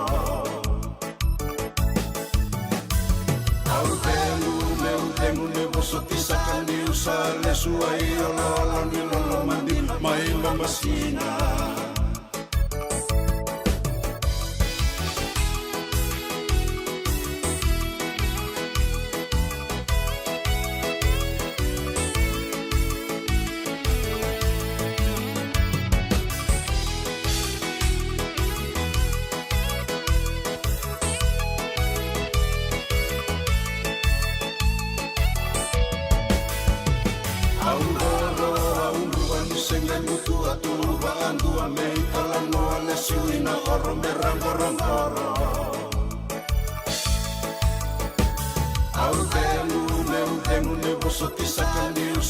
Suai ololo ni lolo mandi mai masina Au temu ne boso tisaka ni usale suai ololo ni lolo mandi mai masina Suai ololo ni lolo mandi mai masina Suai ololo ni lolo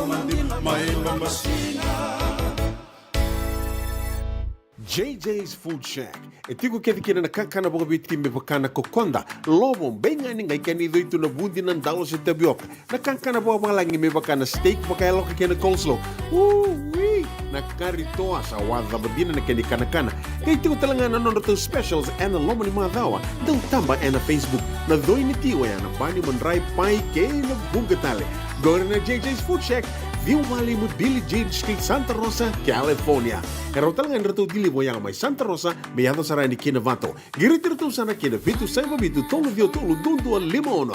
JJ's Food Shack, Santa Rosa, California. E senga dina ni karaurawa na daka waka keki ba. Ia endona kainda wipu ke kawaka mamanta taka tuna bengaravi, o ia ke tuna kenda to kakana. Na ika, na dalo, na bisikete, na reo bata, na sunbells e tinimbulu makau. O kenda to na senga tiko nindraiva, se senga ni waka motoka, kanda o dren na to beto se aqui. Erto sa tu wakarao na Divine Pacific Food Mart, mai Sacramento, merto talaveani na nong ni voliboli. Rao sara. We tartarngayani na taliboni diwan 21 toluva diwa ono saivarua merto bakarotaka katalada mai na nong ni voliboli ena kenangona totolo tua. Divine Pacific Food Mart, Viturua Viwawalu Franklin Boulevard, Sacramento, California.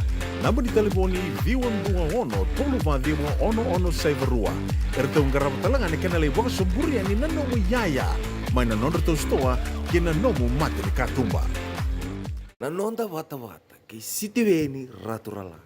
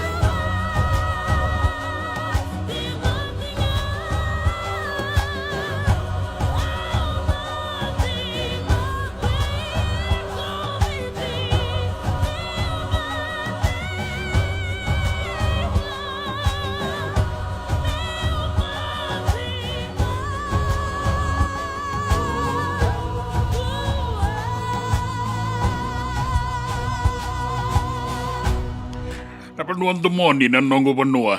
Bula vinaka diele no andro nindalo. Vinaka bole buna bingarabi, vinaka na sema mai.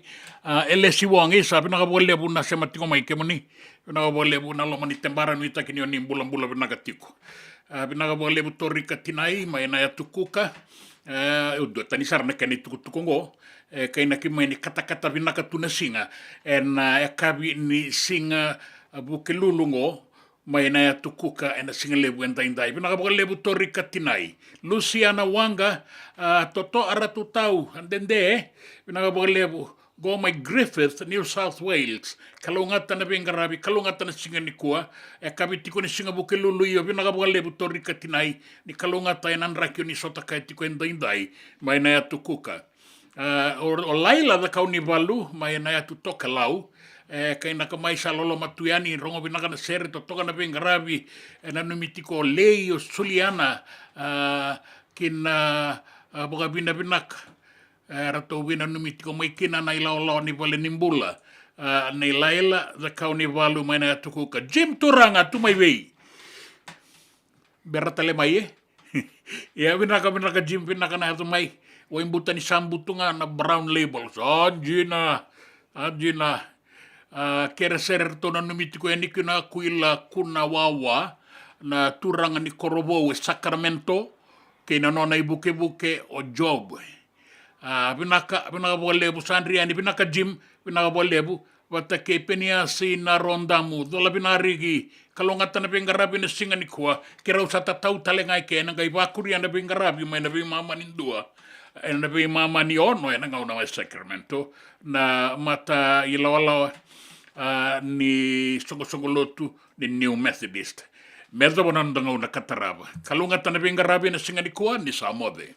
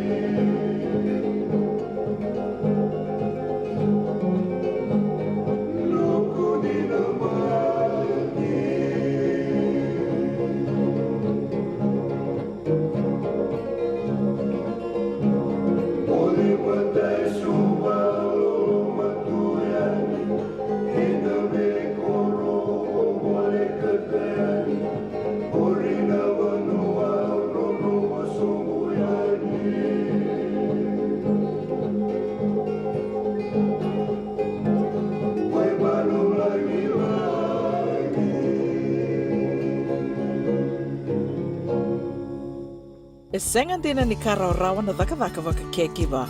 Ia endona kainda wipu ke kawaka mamanta taka tuna bengaravi, o ia ke tuna kenda to kakana. Leika na dalo na bisikete na reo bata na sunbells e tinimbulu makau. We kenda to na senga tiku nindraiva, se senga ni waka motoka kandau Dren na tutu beto seaki, erto satu wakarau na Divine Pacific Food Mart mai Sacramento, merto talaveani na nomni boli-boli. Rawa sara, we tartarngayani na taliboni diwa dua ono toluwa diwa ono saibarua, merto wakarotaka katalada mai na nomni boli-boli, ena kenagona totolo tua. Divine Pacific Food Mart, Vitorua Viwawalu Franklin Boulevard, Sacramento, California. Namba di telefoni Viwan 21 Toluva Diwa ono Saivarua. Ertong garap talangan ni kenalay waka suburi ani nanomu yaya. May nanonor to stoa kina nomu mati ni katumba. Dendram beka nang wala ni kibalilo tira buko ni oso pakadadaka. Sendrakin-rakita beka na itos-tos nimbula. Kuha nilenga sinui gawa-gawa. Nana magi-mai kina programo warotaki. May veratao na New Methodist Christian Fellowship USA. Nongu Chisu, Nongu Banua. Ruwaga na bima mani na kabini buko lulu bay Kemundo e California. Bima mani duwa na singilewu ni lotulewu bay Kemundo e Viti. And a radio bulando wata San Francisco. May kauti kanda wata mai.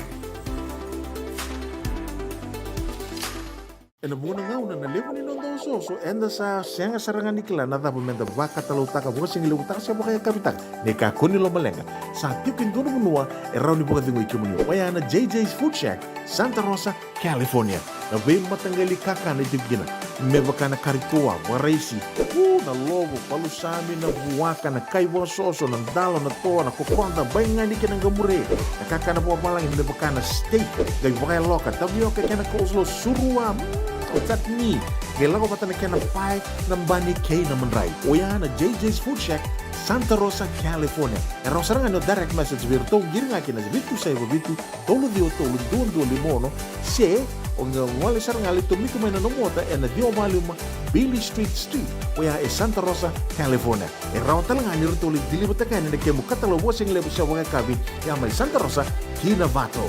JJ's Food Shack, Santa Rosa, California. Nongu Chisu, Nongu Vanua. Warotaka na New Methodist Christian Fellowship USA. And a radio bulando wata San Francisco. May County Kenda Watamai.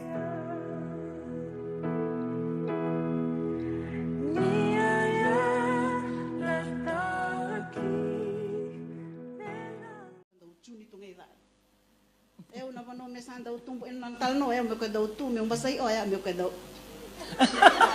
era esa que to sabo na review sign basta ilate na sunman may valilay sa baricho ay na matagali toto ni posta iya no na toto ni posta vindo na numinga ni dunrutu ay e number tal no okay ba binata ni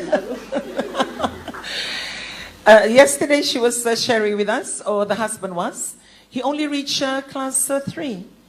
And most of the things he doesn't know, he cannot write, he cannot read. And the amazing part about it, this humble woman sitting here, Ringetta Elizabeth, had the time for her husband. And just by being there, and as she shared in her dialect, as and when they go to the bank, the need for him to sign, she will help him to sign, at least to sign. And it's amazing because she said, like, from the good upbringing that she had, good life, but she came down and joined her husband. She became the sister, the mother, and just fitting to the life he had. And according to her, he always speak, on a high note. And not only that, if you hear him from afar, or if he's talking about something, you will think that he's angry. That's just the tone of his voice. So if he speaks in that big volume or louder volume, she will signal from the corner to switch down, turn it down, turn it down. And it's amazing, that relationship that sometimes we cannot describe. And sometimes we complain about our husbands for women, because we're all women. And one small thing, ngalu, or leva, or reitu sara, and they're talking to you, it's like they're not talking to you, it's like you're looking at the wall. Those little things that we do. But I'm amazed and humbled with this beautiful, lady who humbled herself enough to look after her husband and help him in every step of the way. So I was attracted to that. That's why I really wanted her to come on the stage today so she can share her story. Anti ringi sa dona ka na matalonya lungo nungurong at matalo ni ko. So na baya ni kibaka kimrovitan long kibaka ko talano yan se men dona kay kubina kati komela ka engesanga ni rawa baleta na buno ni nona bule ato kina. Nada mando tariko na loloma. E quando o que é que me rondou uma somata, nada vai buquer. Iya. Ando lemandangan ngona mebakan membo ni to boleh main na wili bola tabu ni ko sanda ule siti melevu nau. Iya. Ena ni membongi me bola di melevu nau ni mbongi to do ara ya una wili bola tabu mo makan andola tu vide na na puno ni kaseliu. E da bola di sa ke do to bolo ya ba da bana no kuleson. Oi le bunau Balta rin sa rongo daw tito na punaw. May empong may daw wili ibay na lesson. May po arota inya na sa Amen. Vinaka. Na vasota nela vinaka. Au talita ka na nung utu ko na ikusin vanto inirita sumba na nanamburo. Amen. Nakamaliw. Yeah. What an amazing story. Well, now we will switch to Maria Sakapo, who will be sharing with us this morning. Mai Maria, dapat tengah nadam na korang wal mekir ke kimlan nom divorce daru bisar mai banam do ngato sarmai wate ke na nom bisnis tu kan pikir mai mitana kaya ro ni wikir na maramar warung chikni ko. Eda gunga Maria tali torn bau au dag tu mai nak tau tu no ta rome. Au sus tu ngami na oro sus tu katolika, alut katolika. Sa wade ro ngu tup ni tension yang lilin matu papalan no ni bisnis. Eu wal te chonga ko na market me la basa. Ni minista na ilachi o ni dula ni duli regel chiya. Au ki babna te na alonal tampo ni vi mata kale ki adem ber ni o yandra au na yandra na babna te alonal tam masu. Ni tuzo itundu mas na wa. Mata kale lai. Visinga. Tundu mas na wa.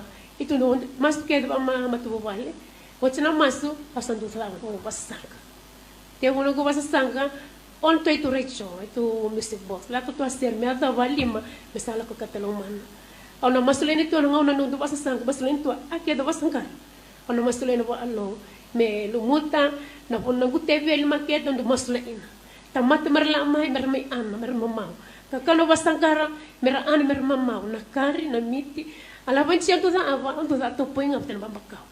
Asal tu dah pai, tu dah tu pengen bambakau. Maleka. Asal tu mata kali lama santu layan, asal tu masih ada nama tokal di santu layan market. Nanti ada nama market, tebo asal tu lah tu turang sana, listu bocman, alon altam, sana turuan angkat tuan nunggu TV. Nah, pergi bapa ni turuan, sana handra betul. Yang sedang bantu ni uraida. Nasi ngaya begitu lah, murah apa? Ibu matanggal levanti, nunggu levanti sahut. Aku tu reda na along tu tak ayam. Aku tu boleh pion na listen tu tak warna bilutai. Mentan tu liutan sana along altam tu masalah ina anda tu tak apa ni bisinga. Yang tu bisinga. Ni tu listen ni tu lil matubal betul ni unci. Pasal tu ay. Oh, sahut kita nunggu ni tu tarungo ya. Sahut ya sabong ay ruang, sabong ay tul. Ya ma anra ya sabotu ma. Yang kita vida kalau ko masandu wa nunggu kakana. Na levanti na kakana ni bistinga. Yang kita nanti nan alonal tambo na matakaleng. Vida na ba kina namo dalawa naman ni business na market namo sa bulbultek chikina. Yang wa tu na not a property valuation. Okay. Nangon sa kinda ina na lupeng ko na atolo. Kidunden review mo do OGM na office. Mulai drop pick begitu micu no office. Aku sakit review aku post, saya mau sande mo. Post nali tu ngai file, mo na do delete ni ojo ngai nakita garden. Post sandu tu boleh malah sandu tu ni tulil matuan. Tu na amo sana na amo. Pasal yang tapi tu pada market, mo reda manda boleh tayo tu sa. Ginangon sa linggo tapi market, sandu reader, boleh tayo kan ni. Pasal tu ngis turang. Pabla tu mo mengkan mandi mo to boleh manda boleh voltar. Indo asti mo to tampal mo les tani pas ang bital wani. Ako na tumaw na mas tula inumento e blessed niyo nun pasende. Bobuli lang dagutang tabiok. Mutewo inang gumisinisi. Ini story mo kaya umibe. Sila na to na blessed niyo. Asa tambal mo tambal mo Iko baka nga ko nga ma-bless ni kiyaw. Bigyan ko mo tambal ino wala Saint Mary's mali imbiwo lubyan ko. Do na singa sante blessed niyo may. Wan gi bolen da juice me lubyan. Asa ni sang gostar nga san tabiok. Tang tabiok. Nanguna ya sa $20. Ngono ko sa $50 ben. Okay. Asa do lama iba na sa tunubi ikuta. Asa na bolen ko tang tabiok e bese nga niu simbay nga. Singa yang gibulan dang kunim bin niu pati nang bayngani. Mateni singa nagwalwal tay sing araw-araw. Asin durang tong ka adi. Meu bitinyor sabi ilaytura na Na market, market. Mateni ngon mo undan basan do restaurant. Beso merame boli no kuibol. Na mateni singa me boli ne boli kede na. Oh. No kuibol ausan. Estar nga sa tewi no business. Au tewi may na root crops. San antua. Root crops oti au tewi na fish market. Saya doon na fish market, list mo na root crops. Sa tunon na ito tao, isa nala na puno nila pasya, lakata. Nag-iba na tain na nyo ay Tukoniko. Iya. Pero nyo yan di esa lisang mato nag-business, nag-sanitepeli. Ina puno pasya. Okay. Yan domingo, sa tiyong na puno pasya. Kama din ni ko bulta ka na tapioca, kaya ko bule ando na tanga tapioca iliu. Eros ng walang hindi ko nga nikubulita ka kina, ebida ikoramata, manando na tanga tapioca. Hindi yan, do $5. Doon ni binbini. Ni bulti ko tikia na tanga, ebida nila ikoramata kina. Meron ni 50. Kaya pala na namutumbo ay tulos ng $1. Yang ko, nilim sa $1 sa ebida na binbini tapioca, sa ilim mo tsaka sa satin. Chin is 7. Okay. Ini bulti ko na tanga tapioca ilim sa $1, nada man na kinutumbo. Ebida ko rawat ni ko bulta ko na tanga tapioca. Nanguno ko sa $50. Iya. Tapos nagkaroon din sa nalilis tumbo. Iya, natumbo eh. Yan yung kutakabat ko na doon iti, nada ba na namutumbo ng doon na singa? Doniti. Iya. Noon ko, yung ko nakapasel at ko, na business ka di ko kaya, ko nakaba na crops o lako na ika, ang ko chikong ko na pasel. Iyo, kaya ko reda kita ngo, ibibir tong ko, raw-raw, ko tumibi ko iliman na numilabo, na return. Pasel. Pati lele na raw material. Seri na falawangan na babakaw raw-raw na nakaba. Oh, okay. Amen. O talita ka na mo nakabata ka ng business eh. Sa dende, toka? Dende. So kama di kibakain doon na bula? Na mo nakabata ka, kibakain doon na madawa, dapat na namutumbo? Kain doon na bula, dapat na mutumbo? Dapat na ilabi ko ramatikin? Nag-$1. Okay. Ranito sa bulan nagto sa bulo na to pando hindi ko ng container. Nang kari do wala ng container do chini. Sinabi. Ang guyan do dilo. Okay. $10 na. Okay. So nindo na singa vida nila ko rawat kaya kay boli kaya na mo doniti ka nakakan. 2 plus. Oh. Amen. Yeah. Praise the Lord. Well, there is good business and the food for thought. You know, she left her job just to come and look after a child that goes to kindergarten. And she cannot continue to do that because she was working. She resigned for that purpose, to look after her child. And in that process, she started her business at the market in Lambasa. So when you come next to Lambasa, or if you're around Lambasa, or if you're listening from Lambasa, look for her stall. Best bambakao, best topoy ever. And the curry and the serve that she has. And she will give you her number, so you can even call and order. She'll prepare the order, put it on the side, and then she will sell her stuff. So you can pick your order, pay, but pay first, then order. Nondi now. All right. Now we go to our last lady for today, and she's Mrs. Voni Baka, all the way from Taviuni. My Auntie Titilia, what's nga beki mami na tabi kimi na katmo ni what's beki mami singing ni kwa? Na adak mo Titilia Bunimbaka. Au dabu uman na horo na balimbali wa ile bisipsabo. Pambula nga igwa ke be mto ibale na. Au mbula re mto adiku. Mto mbula re au do. Naka. Sembula no menina? Ayam bagi awal sunga bulga olo inaku. Kemani sa bless te kini bulan na tina meni. Amen. Amen. Nakabali po na abay susure. Iko takapa umay beya tungang auna. Ang ba may pating tinawag na uniguan. Ang ba may katibo kina ipa tin alkas. Bale amo be susure iko takapa umay beya. Nakabali po na abay suskona. Aun ano akina nga on pula di reniguan ako taw iko may abeuni. Umba may katibo iko para tin alkase. Au tau duri umpani buladi ma ai ngau le babi ni pinaka kalo ni suli ubeya wambula rame karabi ikinai abi ni besinga babi ni pinaka urang awa iku tinani u makani yado sarana korni buli osodaga ya donga kalasi walu au kai babi ni pinaka unang bulan ni tau lamaniau memble ama ya donga una wa abu maigina nangauna rusa makani mai igo gina ina alomani sukolo ureia au kaito ba tiba iko mau 6 bulan ni batung kau na tolo mani au atau karabiau bare ba inroa lu beruka au ba bina ka kina 6 bulan au ba mai bulan re au ba mai iko na lomani bai rekoi au ba mai tiba kina na langi kalau na be bambulai umay na kumpula raw no may ihugina na singani gua au tau igo ibale au tau kaya nga beira marama au tau asenga ubeira be kareme karenga kinambulan ni bisinga kinambulan ni otakaraba igo kalau tina iya bale akalo imbaru kalau rebe kia au batin akina ni gua au tau bau ke irang marama na kumpulan ni bisinga au tau apalang ubeira ati banga kare aku tahu be ano agina tunga kay makani kare bale ameraw ni buke nga igwino tambula nambula ni migi ala ko patitono iko na mani kalo na bula dire ni buwa Vinaka watu nakachiko ko weekend na menda do tukuna vitan lota kana kay vinaka me vinaka na londa bere na kalongo sa vinaka liba na kay ta kabana nambula pambuli ko mena to bi mate sulibi ko ndeno wati na vinaka endo ngarbi ko e bida na lubi mani 5 luberu hena awaruka uluma ua ba me ka vivi na ro tolu ini katung ako e to bi mate pomuli maru kala ko balimbula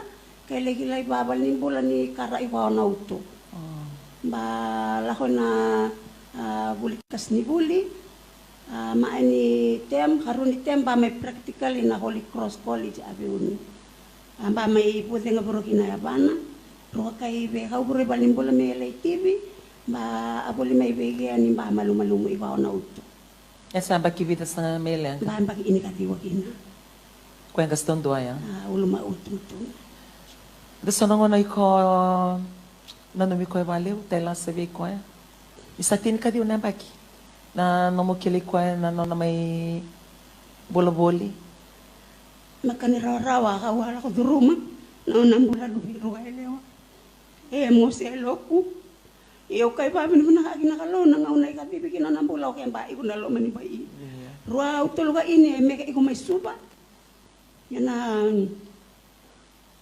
ko tiba mure iku may au nambula lubiru ka tunga ngone leo ba marro sa sabani kalo au ngaunay ka bibigin na nambula u ya lo makading male au wilani tunga banware o kaya manalawin kandina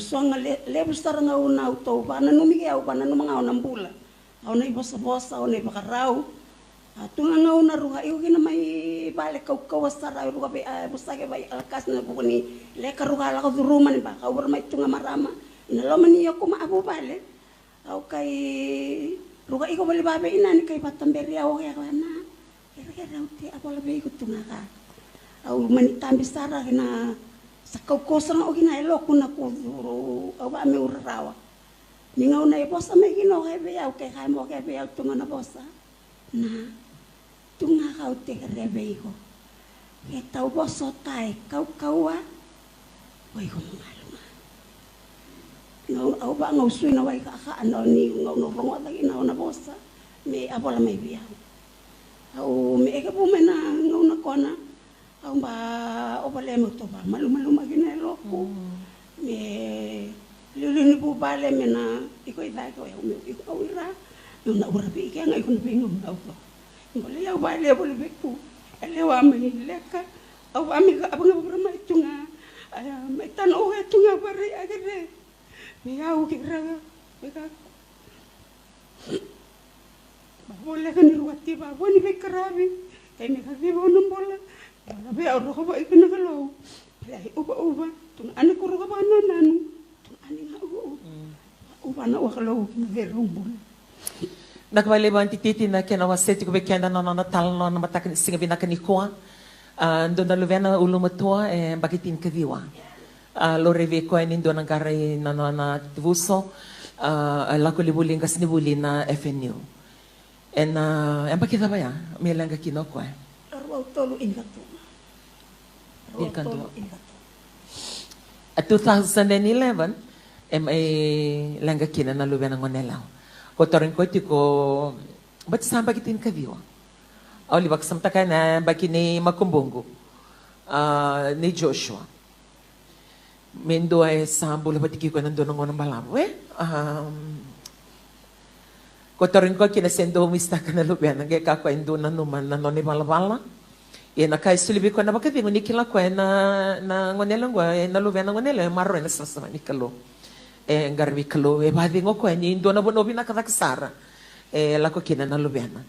Yang wasi ko ni ndona kay matali kina na lumena na bi kay wasi ko rondo bimba rondo koko me non tota koko talanga no ko en ndona ngo na rondo bi bosaki koko kina ngela ko na lumena ngonela ngo nge kabi ko me ndambe bandera betu ko na mate ko ndona ka na ronda bi kina sange tu ko no ko be tinana kendo koko tu bada na wasnita oy ko mo malumunga mongalo ako na bosa ni lumena ba kay tur ko itu me ada mai ni koa vamal mulum te ki koa e ndo no numa ki na bakali na lubiana ndina ni sa mai takali leva na kainto wana no be kwa no ne bala no ne vosa na kainto da kava na lama ni no mata po vale vida kavali na wase no mo tala no be ki mami na singa bina kani koa e babuli di ki mami talanga be ki mami sembolo ti ko no lubianda viau perto na makumbungo to lebi to na makumbungo ko yang kasih tunduan bagi tin kadiwa ko yang tunduan bagi wang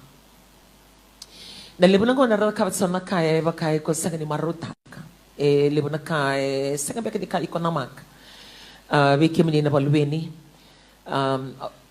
darong ato ka na nonay talanoa ke baka manindo na ngauna ato do na kay bir na tabi ko binakata mo data dun rubatungan ng boletelen renre se mehengeng do na kaya de bir se me kautani na non rambula libana ngona e baka ndando tortu ba mamanda ni ngona me kaulebi na nambula ke baka me itarongi ko na kalo na tabi ko binakati ko na kaya ona wasota kede na non malmulumo ona wasota kede na dala kede da ka na lubengo bang bulay ko nga e ni simbolo chiko na lubemo bula chiko na makumbumo be baka biaw okay la kena ngona be kenda me dalong manira na lubenda the spend time with them and there was part of our training to yesterday as we round up this first sitting. After this first sitting, we will have a break. Then we will get to hear the Yahweh brothers before we have the second sitting. And yesterday we were emphasizing, we're actually here on the Leaders Congress for the leaders here in the Northern Division for the ministry in the church that I go to. And we have been teachings on how for them to manage their zone well, but also to manage their families. And one thing that we emphasized yesterday, the time that you spend with your children, the quality time that you have to make time for your family. The church run on its own. There are programs for us, for New Methodists, for Tuesday. It's actually set aside just for the family. And you sit down with your family, talk to your family, speak with your children, spend time with your family. As you can see on the printed media, as well as on the news, there's a high rise of HIV cases. According to last week's report, 552 new cases. And also for the grants, right to the never-nevers that never used to be known before in Fiji, but it's there at our doorstep. So all the more for you to spend more time with your children, hearing her story on how she appreciated her life, being alive, she's sickly, and also missing her daughter who is 19 years old, and I believe to bring it to your home. If you can allocate some time. For New Methodists, if you are New Methodist and you're listening today, remember, Tuesday, mark it off. That's for your family. No church function. Sit at home and spend time with your family. Quality time with your family. Vada ba tunaw sa sinimbula? O sa sinita kata ka na visinga? tabole mo bitapatikitin do nang una mo dabi kine ken lubemo mo kota na lubemo merekila ni kawitaki may vale kedor ni da kawach kana kendra abuliti kono non resulu varunguti kono vale vondo kono motoka iko sana numa sa kwaya no bule kono selebo na lubemo no, those are material things that they will never remember. It's like, okay, I grew up like that, but there's no feelings in it. You need to provide that passion, that feeling, that love that they can feel. Not the material things that supplement your love. There's no material things you can give to your children that is supplementary for the love that you can give as a mother and as a father. So go back home and love your family. Go back home and love your children. Because the report that is just released last week, I was presenting in the previous Leaders Congress on how it came in the Fiji Sun for this finding in the Western Division schools. Look, it's not the high school students that are being affected, primary school. Class 6, class 7 students. And you're talking about 11-year-old, 12-year-old. And they're joining this app, and it's called Telegram. If you see your phone, your children's phone, check out for this app. They must not have that app called Telegram. I never knew much about it when I read the Fiji Sun. But as I come to the next day, I saw this news that came on CNN on how the founder of this Telegram, the two brothers, they're actually Russians, and they have also French citizenship, was arrested in France, being the founder for Telegram. And they are on the Forbes list of millionaires, or the richest people in the world. They earn, between the two of them, 15 billion. Well, back to the current. That Telegram app, when they come on it, the finding in Fiji, as they've announced out in the Western Division, class 6, class 7 students. So a reminder to the parents from them, from the police and the community policing, to say, ningon na bibikin ni vale na luvemo, make sure ay the koribuli. Lebibirang wanis niya the koribuli.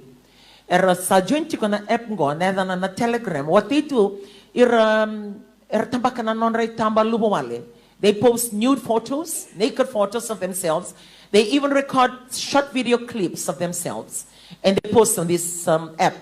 And as they post, they do it trading for $100, recharge cards, and new phones. And this is happening right here at our doorstep in Fiji. We cannot be oblivious to the fact that it's not affecting us. So you can be watching the news that happen all over the world, but it's right here at our doorstep. Sa alam many tukutukong go na finding ko tukuvirtual effects. Lebi biro na ngone ngone rambikin they're going for a joyride. And what is joyride? Well, it's joyride. Class 6 and class 7. Sinya the korbuli.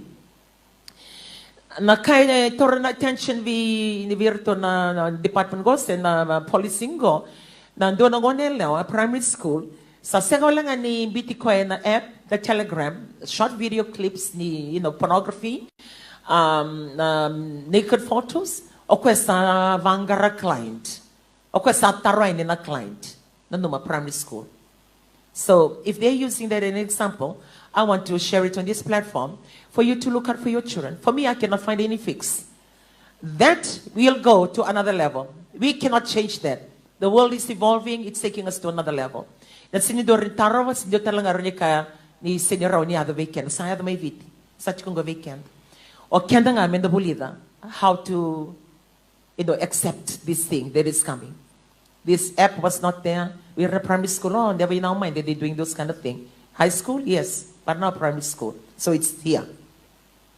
O bakambuta na kanga na rin dakaw, dabe patikin na luwi mo, wasa tunga. Wasa. But as you speak to your children, as you counsel them, as and when they see these things, so they hear from their friends, whom they spend a lot of time with, 8 hours in school, they can be easily pressured and tempted to do the things their friends do. But your words of counsel, your words of prayers, your words as a parents will challenge what they hear and challenge what they see. If you don't talk, they don't hear you. If you don't pray, they don't even know your values. And if you don't show them, then whatever they see from their friends is gospel truth for them. And out of curiosity, they will go and try and find out. And in the process, they get themselves involved. And worst case scenario, they get addicted. So you cannot free them from it. So another reminder as we round up this session this morning, find time for your family. Appreciate your children as we hear Auntie Titilia's story. And also don't just sit at home. Create some business. Like if you're part of the church, do some good administration. that brings about blessings to your life. And also for her, if you meet a husband that you say that is lower than your qualification, embrace them. According to her, she never looked down on him. She looked at him as her equal. And not only that, she helps him in every step of the way. So you can identify yourself that is relatable to you, or the 4 ladies sharing this morning. And thank you for joining us this morning. And we have the great Northern Division ladies that are here with us. So we'll give a big hand clap, and also we will grace you with the Yahweh brothers. They're singing this morning on the break, and then we will have another set.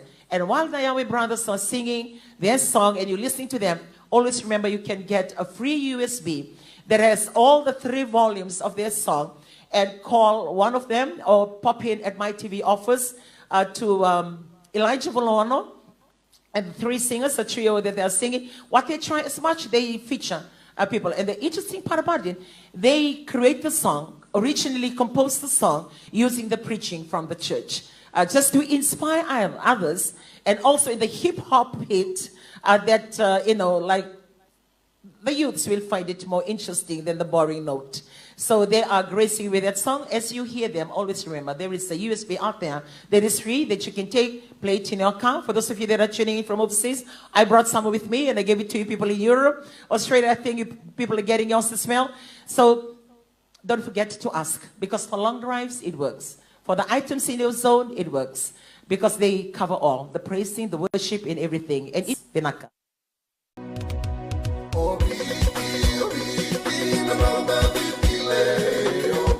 Na nonda wata wata ki City Veni Raturala and a radio Mbulan Dua Wata, San Francisco. Me kochi kenda wata mai.